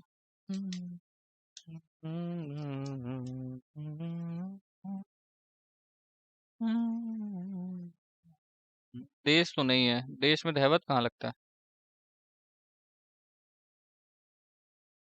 शुद्ध सारंग में तीव्र मध्यम है ना। नट मल्हार तो सीखा नहीं है, नट मल्हार तो नहीं हो सकता उधर। हाँ ठीक। नहीं, ये वही है। हाँ, मारे पा लग जाएगा। डिस्कस कर लो जरा 2 मिनट, फिर मैं बताता हूँ। जैसे कि मान लो देश तो नहीं है कन। हाँ ठीक है। और शुद्ध सारंग में कोमल निषाद लगता है? शुद्ध सारंग में क्या कोमल निषाद लगाते हैं?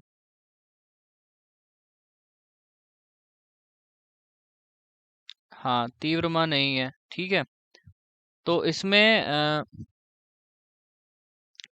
सारे पा पा मा नी मा पा कोमल, उसके बाद फिर नी ध पा मा रे नी सा, सुर मल्हार। नहीं, देश नहीं आएगा। सुर मल्हार है, देश का कोई अंग गाओ आप।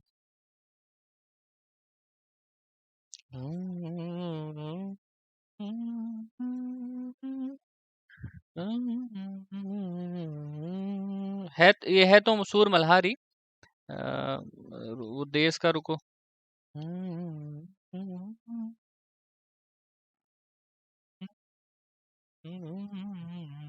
अब देखो, देश हो गया, खमाज हो गया, तिलंग हो गया, ये तो इधर आएंगे ना इसमें। अ, उसका वो उसका क्या बोलते हैं देश का। हम्म,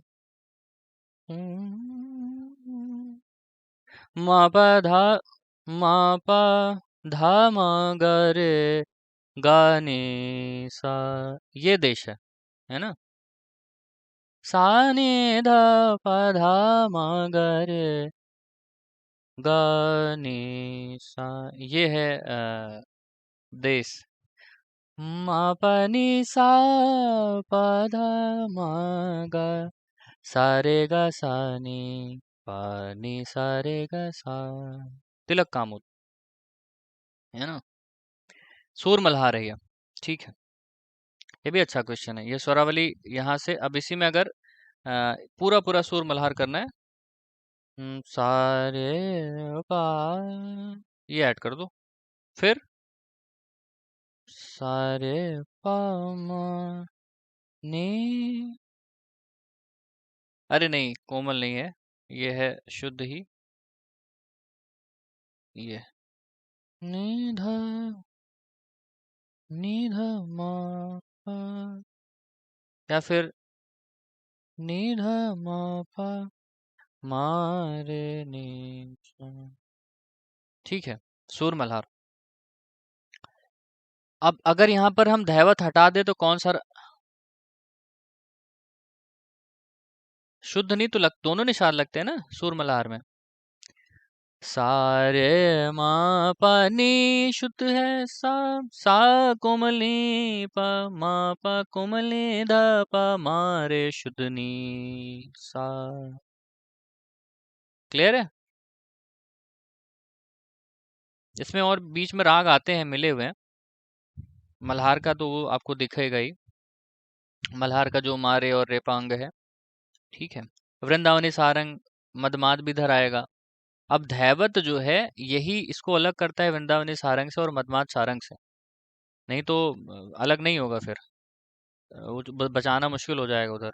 निषाद से बनाओगे तो मदमाद सामने आएगा, और शुद्धनी से बनाओगे तो वृंदावनी आएगा। अच्छा, इनसे बचाना है तो आप धैवत लगाओ, क्योंकि धैवत इधर दोनों में है नहीं, है ना। ये बड़ा प्यारा राग है ये धैवत, सिर्फ एक स्वर के प्रयोग से। ऐसा भी नहीं कि बहुत लगा देते हैं, कम ही लगता है, लेकिन ऐसा प्रभाव इसका है कि अलग ही राग बना देता है।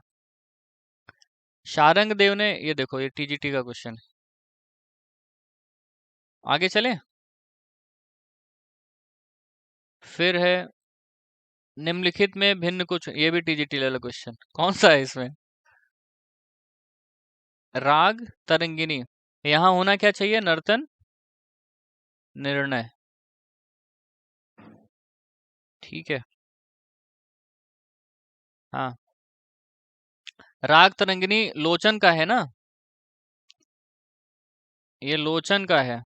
ये रागमाला इनका है, पुंडरीक, ये पुंडरीक, ये पुंडरीक। तो ये तीन पुंडरीक हैं, चौथा इधर जोड़ दो, नर्तन निर्णय। आज लिखवा दिया, कहाँ से। नहीं, ये पहले बता, अच्छा, अब किसी में बताए होंगे। अच्छा अच्छा, हाँ किसी में होगा ये। फिर है हाँ, क्या लिखा है, राग यमन के आरोह में गांधार निम्न में से किसका उदाहरण है। गांधार निम्न, अच्छा ये वो है अल्पत्व बहुत वाला। तो क्या होगा इसमें, आलंगन और अभ्यास मूलक। मतलब गांधार वादी है ना, तो ना तो इसको लांग कर जाते हैं और ना इसको हम मतलब कि अनाभ्यास करते हैं, ना इसको लांगते हैं ना अनाभ्यास करते हैं। तो इस पर रुकते हैं, न्यास कराते हैं। तो पहला क्या हो जाएगा? आलंघन मूलक मतलब लांग कर नहीं जाना, उसका सम्मान करना है। और अभ्यास मूलक मतलब बार बार इस पर आकर रुकना है। क्लियर है? अच्छा क्वेश्चन है। और ये क्या है? संगीत समय सार। ये देखो टीजीटी क्वेश्चन, संगीत समय सार के लेखक कौन है? पार्श्वदेव। रामामात्य किसके हैं? स्वरमेल कलानिधि। श्रीनिवास, वो तो सोमनाथ है। राग तत्व विभोध। महाराणा कुंभा। क्वेश्चन नहीं दिख रहा है? सबको दिख रहा है? संगीत राज। संगीत राज। संगीत पारिजात तो उन्होंने लिखा है ना, संगीत पारिजात होबल ने। महाराणा कुंभा है संगीत राज। रामा माते हैं स्वर मेल कलानिधि। पार्श्वदेव है संगीत समयसार, जो कि इसका सही ऑप्शन है।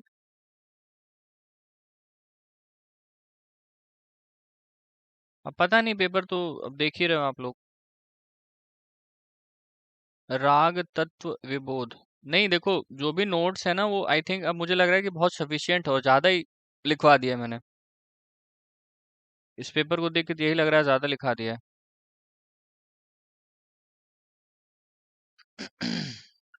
देखते हैं। महाराणा कुंभा संगीत सार।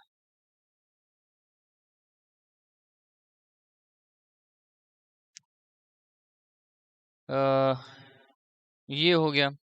ठीक है। और कौन सा है? आगे चलते हैं। ये क्या है? पाधा। पाधा नी। पाधा मापा। गामा धाप। ओहो। ये कौन सा राग है?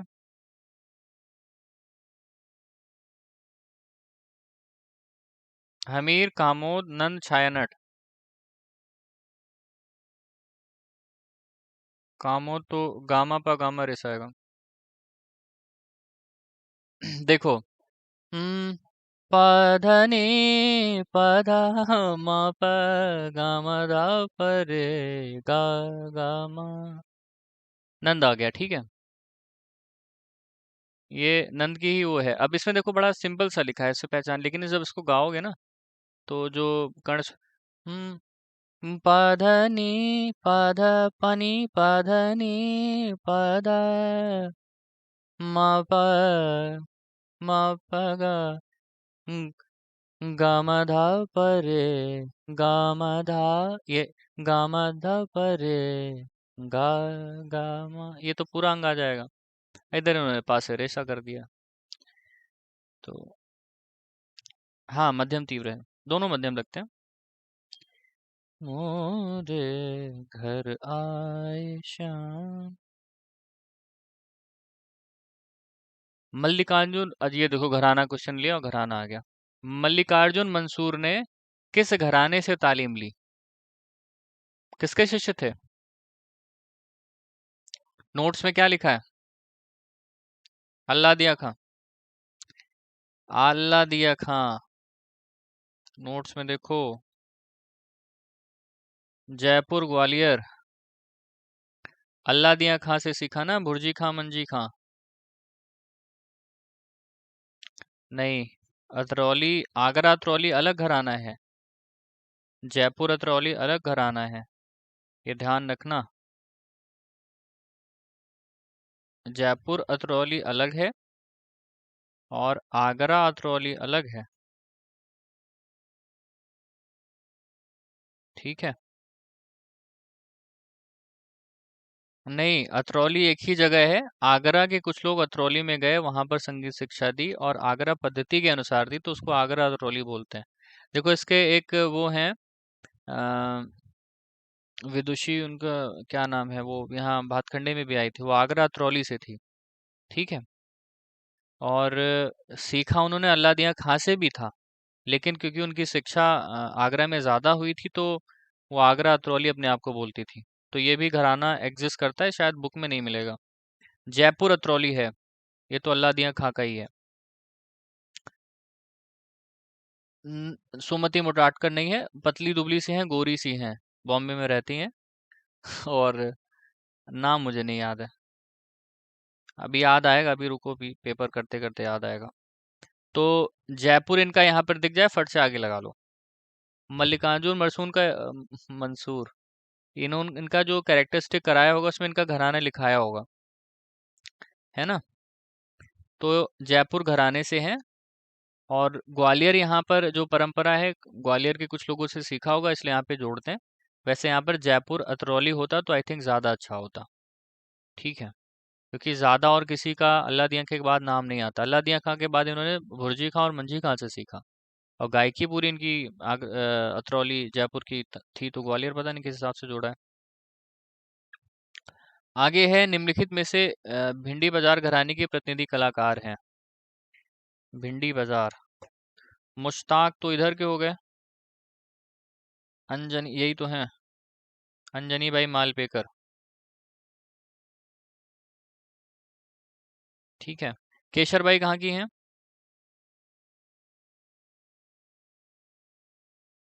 केशर बाई केरकर, बताओ आप लोग तो। केसर बाई, हाँ लिखवाया होगा इनका। अब आप लोग जानो, मुझे तो सब भूल गया है मुझे अभी।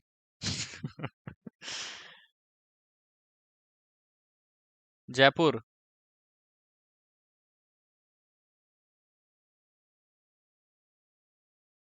ये तो देखो रामपुर से एहसान हो गया। रामपुर, रामपुर। अंजनी बाई ये हो गई भिंडी बाजार। अब केसर बाई का बताओ।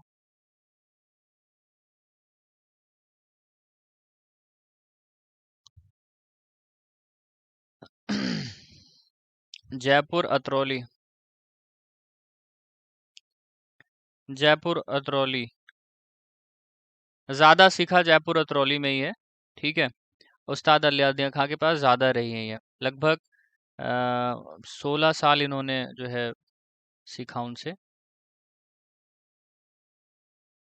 ठीक है, 16 साल क्या, मतलब 8-9 साल का है शायद, 9 साल। और केसर बाई यहाँ पे जयपुर हो जाएंगी। मुश्ताक हुसैन रामपुर हो गए, अंजनी बाई भेंडी बाजार।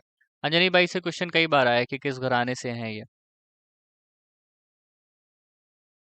घराने से भी देखो बहुत कठिन क्वेश्चन नहीं है ये तो मैं बहुत ऐसे टीजीटी लेवल का ही बोलूंगा। ये 2 क्वेश्चन है और ऐसे दिए हैं कि क्या है इनमें कुछ। उसके बाद है निम्नलिखित में से विकृत स्वरों के लिए एक गतिक द्विगतिक, ये देखो टीजीटी लेवल का भी क्वेश्चन। पुंडरीक विठल। ठीक है, आगे चलते हैं। ये ऐसे क्वेश्चन है कि बस टिक करो इनको और आगे बढ़ जाओ। हाउ मेनी विकृत स्वर are mention by Pundarik Vitthal? 13, 14, 7, 5। संद्रांग चंद्र ने, ये किसी ने मुझे क्वेश्चन भेजा था चैलेंज करने के लिए। तो शायद इसमें 7 तो है, संद्रांग में 7-7 माना है। बाकी जो और इनके ग्रंथ हैं वहां पर 14, उसमें 14 तो नहीं माने, 16 विकृत माने हैं। ठीक है, 16 विकृत हैं। तो ऐसे तो इनके कुल हो गए 23। संद्रांग में दोनों जोड़ोगे तो 14 आएगा। एक मिनट रुको जरा, इसको भेजा था मुझे याद है अभी। रुको, क्वेश्चन आईडी कितनी है? 40, 10, 28। एक मिनट, 40, 10, 28। 19, 810, क्योंकि इससे मैंने डेटा दिया था उसको। 19, 810, 19, 810 कौन सा है इसमें? दूसरा देखो, ये क्वेश्चन गलत है, वही मुझे याद आया। 19, 810 कौन सा ऑप्शन सही माना इन्होंने? सेकंड। तो यहाँ पर विकृत स्वर नहीं पूछने चाहिए इनको। यहाँ पर कुल कितने स्वर हैं? हाँ, तो कुल में आपका 7 + 7, ये संद्रांग चंद्रोदय का आ जाएगा, है ना। ये क्वेश्चन गलत है। उसको मुझे याद है, मैंने डेटा दिया। हाँ, कुल स्वरों का ये होता है, मिस्टेक होती है कभी कभी। हाँ हाँ, चैलेंज किया था उसने, एक नंबर शायद बता रहा था बढ़ा, पता नहीं यही बढ़ा कि वो बढ़ा, ये नहीं समझ में आता है कि किसका माना है। लेकिन मुझे लगता है कि 2 क्वेश्चन के नंबर उन्होंने बढ़ाए थे, 2 नंबर बढ़े थे। इसका डेटा तो मैंने उसको दिया था, इसलिए याद आया मुझे कि इसका हुआ था कुछ। उसके बाद है मेलापक। मेलाप, ये देखो प्रबंध में, ये बताओ जरा। धातु अंग जाति ताल। धातु कितने अंग है प्रबंध के? 6 अंग। प्रबंध की जातियां, प्रबंध की ताल, प्रबंध की ताल। मार्गी 5 हो गई, देसी। शारंग देव जी ने कितनी तालें बताई हैं देसी? 120। तो वो उन प्रबंध की तालें हो गई, ठीक है। 120 देसी प्लस 5 मार्गी, टोटल 125। 28 नहीं है, 28 कौन बता रहा है? उसके बाद है निम्नलिखित में से कौन वीणा वादक नहीं है? अब देखो ये अल्लादिया खां, सीधे सीधे आंसर लिखा हुआ है। ये गायक हैं किस घराने के? जयपुर अतरौली।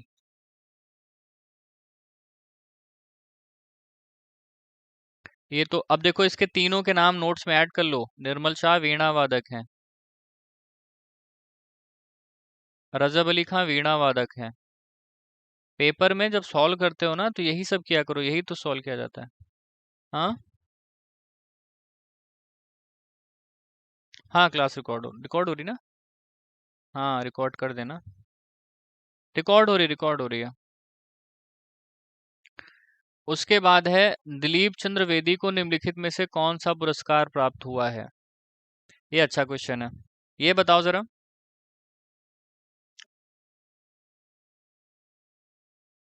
Mehta, very good. मेहताबे मौसीकी इनको मिला है। बेदी। दिलीप चंद्र वेदी, ये अब गायक ही थे, मतलब गाते तो थे। किसके बेटे थे, किसके शिष्य थे?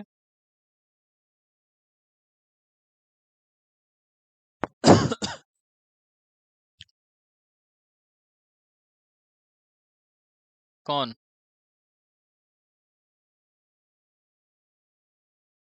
भास्कर बुआ बखले, हाँ। भास्कर बुआ बखले आ जाएंगे। और इनका क्या नाम था, ये ग्वालियर के कौन थे? अ, हाफिज अली नहीं। आगरा में, आगरा में भी इन्होंने सीखा था। फयाज खां साहब से। नहीं, फयाज खां नहीं, वो विलायत खां साहब, हाँ। विलायत खां साहब से इन्होंने सीखा था, और इधर इधर भी सीखा था इन्होंने। और इनका हमारे सिलेबस में नाम नहीं है क्या?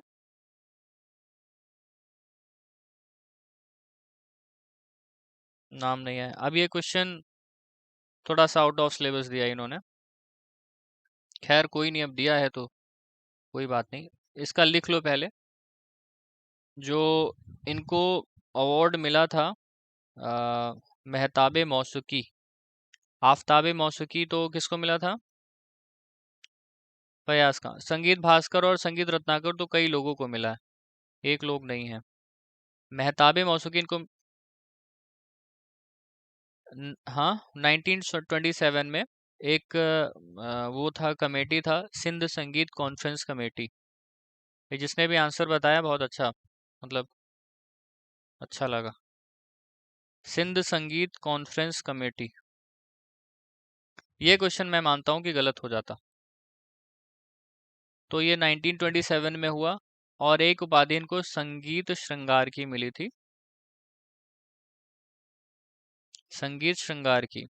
ये गुरुकुल कांगड़ी है 1931 में।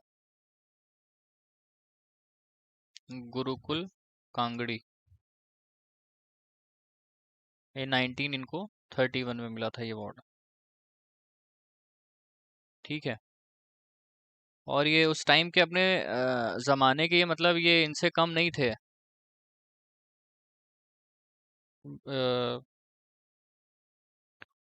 फयाज खान साहब से, मतलब काफ़ी बढ़िया गाना उस टाइम इनका जमता था उस ज़माने में। लेकिन काफ़ी प्रसिद्धि भी मिली, और इसमें ऑल इंडिया म्यूजिक कॉन्फ्रेंस में भी इन्होंने परफॉर्म किया था भातखंडे जी के लिए। बड़ी अच्छे कलाकार थे ये भी। और इनका क्या बोलते हैं वो,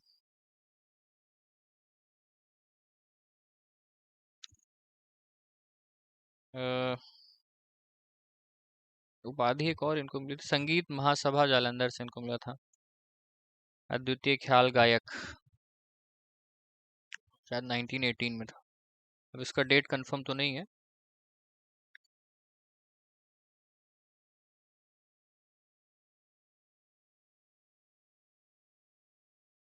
इनको एक संगीत, ये था संगीत महासभा जालंधर से होता है एक वार्षिक प्रोग्राम होता है, वहां से भी इनको शायद कुछ आ, क्या मिला था, अवार्ड मिला था, क्या था,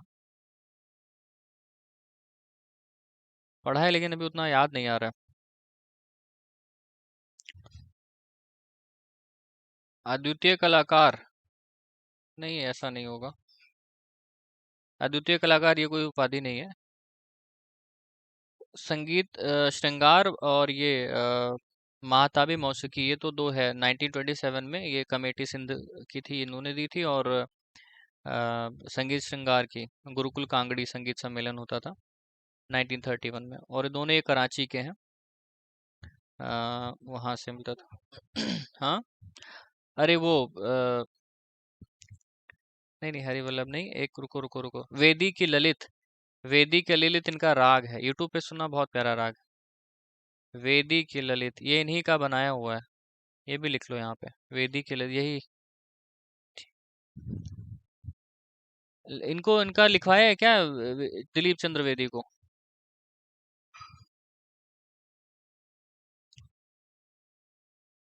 केवीएस में कराया है? हाँ, तो केवीएस में कराया होगा फिर। केवीएस के सिलेबस में होंगे ना ये। वही मुझे कुछ याद आ रहा था कि कहीं तो लिखाया है। खैर कोई नहीं।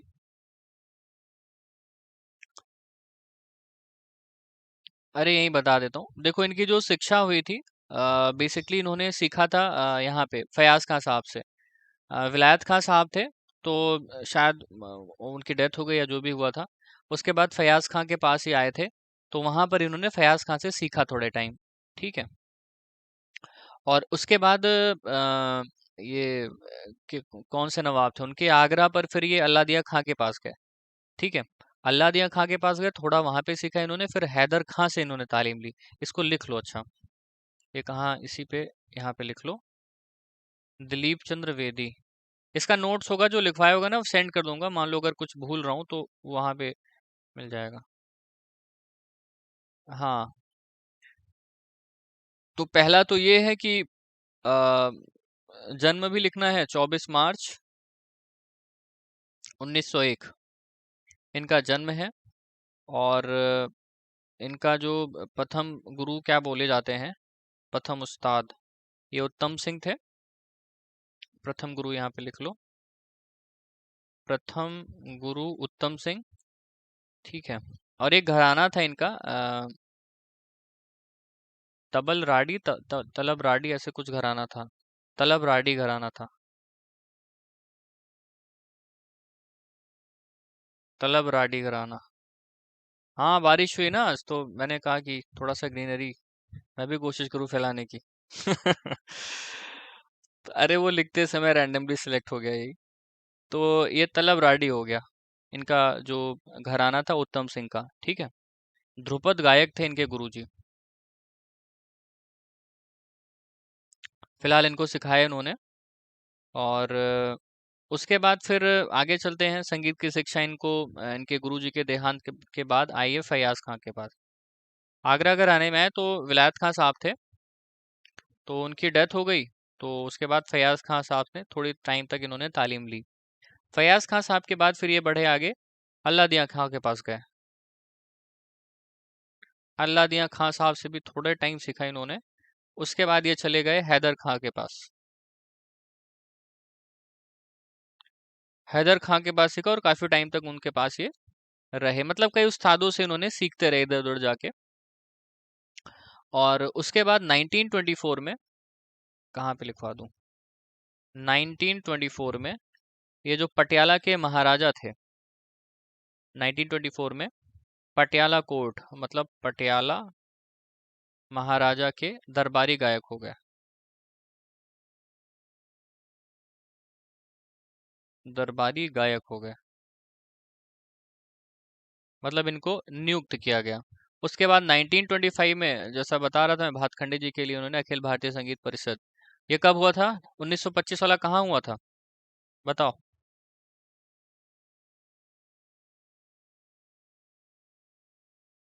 हेलो। लखनऊ।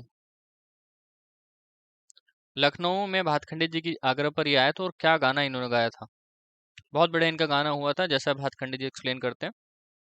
ये, अरे all India music conference, all India, वही जो भातखंडे जी कराते थे।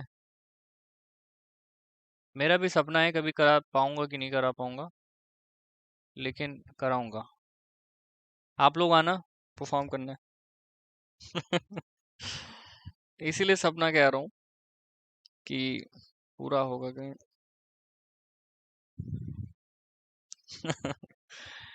तो 1925 में ऑल इंडिया म्यूजिक कॉन्फ्रेंस ये होना चाहिए, और ये मतलब मुझे लगता है कि कोई ना किसी को तो स्टेप लेना पड़ेगा।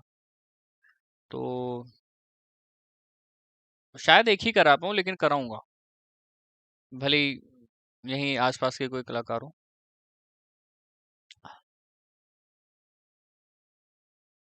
नहीं, अखिल भारतीय संगीत सम्मेलन था, संगीत परिषद था, जिसकी शुरुआत भातखंडे जी ने करी थी, जहां पर पूरे देश विदेश के भी कलाकार आते थे और शास्त्रार्थ होता था। भातखंडे जी की जगह खड़े होते थे, उस्ताद को बुलाते थे, ऐसा नाम लेके, बताइए इसमें चढ़ी हुई ऋषभ कैसे लगाते हैं और क्यों लगाते हैं, उसका पूरा प्रमाण दीजिए। ताकि ये हो पाए कि जैसे कि अलग अलग घरानों में एक ही चीज को गाने के लिए, एक ही राग को गाने के लिए विभिन्न मत थे। तो भातखंडे जी ने कहा इसका कुछ करना पड़ेगा, तो उन्होंने क्या किया, ऑल इंडिया म्यूजिक कॉन्फ्रेंस कराया, जहां पर जैसे कि एक राग है, तो जैसे 10 लोग हैं, तो 10 लोगों ने 10 लोगों में से 8 लोगों ने बताया कि हाँ इसको ऐसे ही गाएंगे, तो 8 लोगों का मत एक तरफ हो गया और 2 लोगों का मत भिन्न था।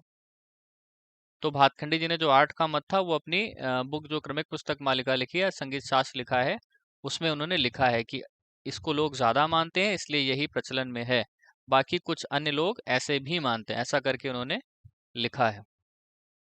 ठीक है। हम्म।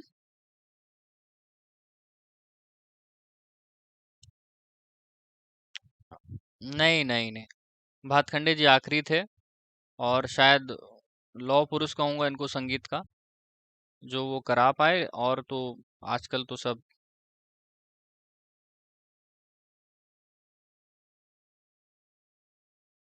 अखिल भारतीय संगीत सम्मेलन अलग है, प्रयाग संगीत समिति एक ऑर्गेनाइजेशन है जो कि एग्जाम कराती है।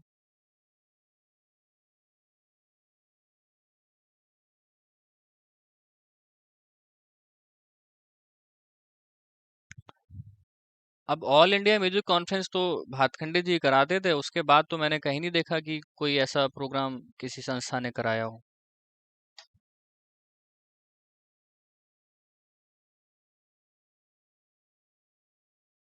और मैंने तो कभी नहीं सुना कि प्रयाग संगीत सम्मेलन अखिल भारतीय सम्मेलन करा दिया हो। बहुत बड़ा सम्मेलन है, उसमें सरकार को भी शामिल होना पड़ेगा।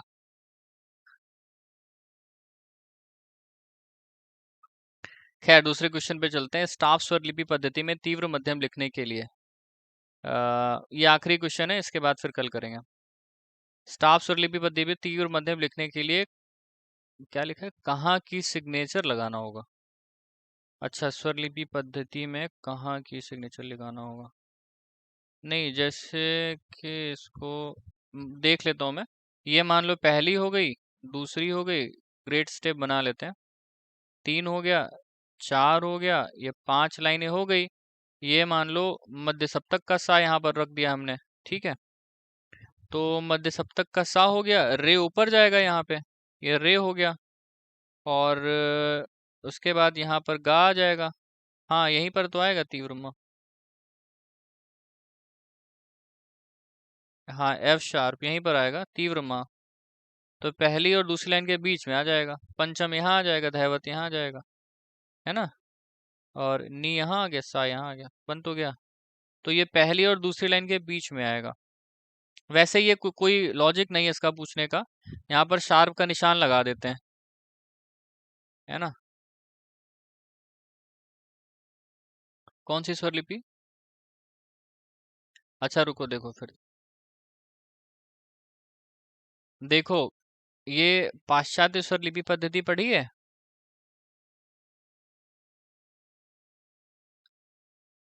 इसका वीडियो भी है उस पे, ये मैंने शेयर किया है ग्रुप में। देखो जो ग्रैंड स्टेप बोलते हैं, ग्रेट स्टेप बोलते हैं शायद, 1 2 3 4 5 लाइनें हमें बनानी है। कितनी होती हैं ग्रेट स्टेप में, बताओ जरा। 11 लाइनें, ये सब बहुत कॉमन चीजें हैं। ठीक है, बाकी इधर मध्य सप्तक का वो सा होता है, मतलब जिसको हम सी बोलते हैं, 5 इधर नीचे होती हैं। ठीक है, खैर इसमें जो क्वेश्चन पूछा है, तो ये मध्य सप्तक का क्या हो गया, सा हो गया ना। तो ऐसे जीरो बनाते हैं इसको, ऐसे करके। और यहाँ पर आप एक वो बना सकते हो, क्लेफ लगा सकते हो। तो ये ऐसे कुछ बनेगा, और ये आप यहाँ पे ऐसे लगा दो, ठीक है। तो ये सा हो गया, और उसके बाद रे जो है इस लाइन के इधर आ जाएगा, इस लाइन पर इधर रे हो गया। गांधार इसके थोड़ा सा ऊपर हो जाएगा, यहाँ पर बीच में, ये रे हो गया, ये गा हो गया। मध्यम इसके ऊपर आ जाएगा लाइन के, मतलब जो शुद्ध मध्यम होगा ये इधर आ जाएगा, ठीक। और उसके बाद पंचम के लिए ये जगह है, इस लाइन पे चिपक जाएगा। तो शुद्ध मध्यम और पंचम के बीच में तो तीव्र मध्यम आएगा, तो यहाँ पर आएगा तीव्र मध्यम। ठीक है, तो ये कहाँ आ रहा है, ये लाइन के बीच में आ रहा है। तो यहाँ पर जो नोट लिखा जाएगा ये करके, ऐसे करके, ठीक है, वहां पर हम शार्प लगा देंगे ऐसे करके, कि ये शार्प नोट है, ऐसे करके। निशान जब तक नहीं बनाओगे नहीं समझ पाएगा कोई कि शार्प है कि फ्लैट है। ठीक है, पंचम हो गया, उसके बाद इधर ये धैवत आ जाएगा, उसके बाद इधर ये निषाद हो गया, और उसके बाद ये सा हो जाएगा। तो तीव्र म यमन बन गया ये, सारे गा म प ध नी और सा, यमन का आपने लिख दिया इस पे। क्लियर है ये?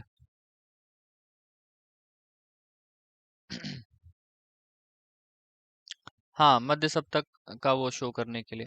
अच्छा यहाँ पे मान लो आगे यहाँ तक तो सा हो गया, ये रे हो जाएगा, गा हो जाएगा। मान लो मध्यम और पंचम के लिए लाइन नहीं है, तब क्या करेंगे?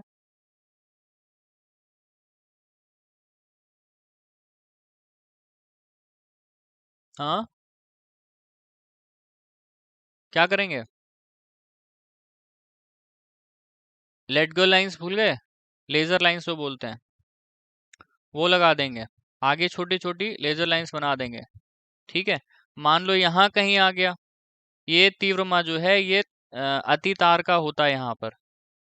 तो यहाँ पे हम एक छोटी सी लेजर लाइंस बनाते हैं, लेट गो लाइंस बोलते हैं, लेजर जैसे हिंदी में लिखेंगे। तो ये छोटा सा बना के उसके बाद इसका ऐसे करके और ऐसे शार्प यहाँ पर शो करेंगे उसकी जगह पे, है ना। बीच में जब भी कोई ऐसा स्वर आ जाए कि वो हमारे फिर उसमें स्टेप में तो आ नहीं पाएगा, है ना। अगर स्टेप में नहीं आ पाएगा तो छोटी छोटी ऊपर नीचे, हिंदी में उसको लेजर बोलते हैं, लेजर लाइंस लगा देंगे, लेट गो लाइंस होती हैं वो लगा देते हैं, जो कि ग्रेट स्टेप में हमारे जब स्वर नहीं आते हैं। क्लियर है? ये भी अच्छा क्वेश्चन है, ये पता नहीं कहाँ से पूछ लिया इन्होंने, लेकिन अच्छा क्वेश्चन है। उसके बाद है गामा पानी सा नी पा गामा गा। हाँ ये बताओ कौन सा राग है, ये आखिरी क्वेश्चन है। खमाज, नहीं खमाज तो नहीं लग रहा मुझे।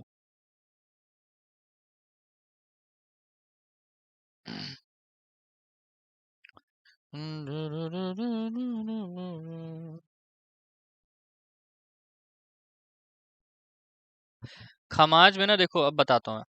खमाज में ना धैवत लगाते हैं, ग म प ध, ऐसे जाएगा।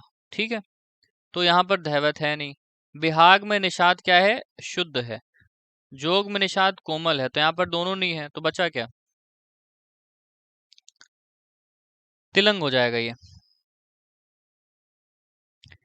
नी प ग म ग सा, ये ग म ग सा, ऋषभ ना लगे, नी प ग म ग सा, ऐसे आ जाएगा।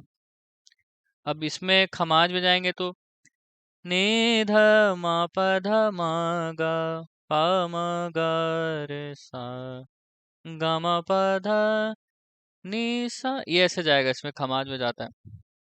तो सीखा नहीं है तो कोई बात नहीं, जैसे कि आपने बिहाग सीखा है, तो आपको पता है कि बिहाग में कोमलनी नहीं होता है, तो यहाँ पे कोमलनी है, तो ये ऑप्शन कट हो गया। फिर आपको पता है जोग सीखा है, जोग में सिर्फ कोमल नहीं होता है, यहाँ पर शुद्ध नी भी दिया हुआ है, इसका मतलब जोग भी ये नहीं होगा। बचा खमाज और तिलंग, इसमें दो में आपको गैस करना है, ये एलिमिनेट कर दिया आपने। फिर आप देख रहे हो कि स्वरावली में गामा प ध, ध गायब है, तो अगर खमाज सीखा है तो खमाज में धैवत लगाते हैं, बिना धैवत के खमाज कैसे बना दोगे, है ना? तो ये भी आपने कट कर दिया, तो बचा क्या? तिलंग। तो आपको नहीं सीखा है राग, तो ऐसे एलिमिनेट करके निकाल सकते हो, है ना? तिलंग हो गया। और ये देखो, ये भी क्वेश्चन भेजा था क्या, निम्नलिखित में से किस कृति में चित्रा वीणा के नाम का उल्लेख नहीं किया गया? ये तो पता होगा। संगीत समय सार, चलो ये तो हो गया।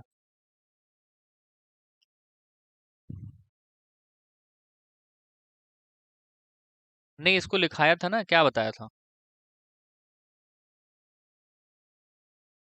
अच्छा अच्छा अच्छा, अभी क्लियर है ना? चित्रा वीणा का मतंग ने उल्लेख किया है, एक ही दो श्लोक मिलेंगे, और इन्होंने, लेकिन मतंग ने कहीं नहीं लिखा कि मैं चित्रा वीणा बजाता हूँ, तो यहाँ पे मिल जाएगा आपको। और चित्रा वीणा आपको कहाँ पे उल्लेख मिलता है? संगीत सार, हाँ चैत्रिक, संगीत सार।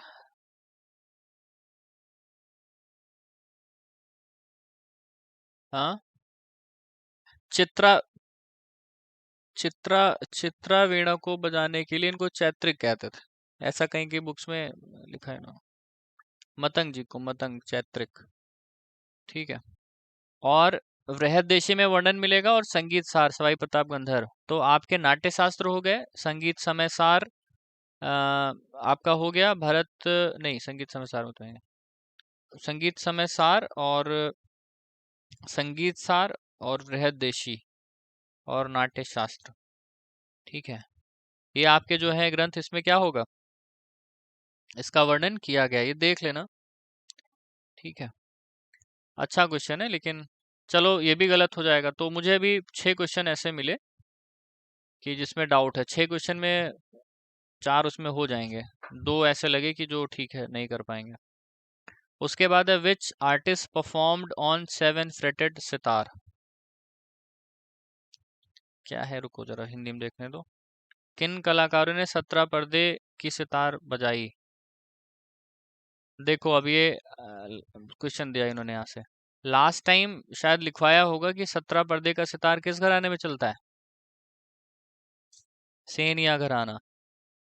और इनायत, ये तो इनका इनायत तो विलायत ये तो है नहीं, हलीम जाफर भी नहीं, निखिल बनर्जी, ठीक है। तो आशिक अली और देबू चौधरी, सेनिया घराना, 17 पर्दे और 7 तार इनकी विशेषता रही है। सेनिया घराना, 17 पर्दे और 7 तार, इन्हीं के घराने में बजाने का ये प्रचलन था। क्लियर है? तो ठीक है, आज इतना करते हैं, कल शायद क्लास नहीं होगी, और होगी तो इन्फॉर्म करूंगा, कल घर आना करवा देंगे। और जो आप लोगों ने बताया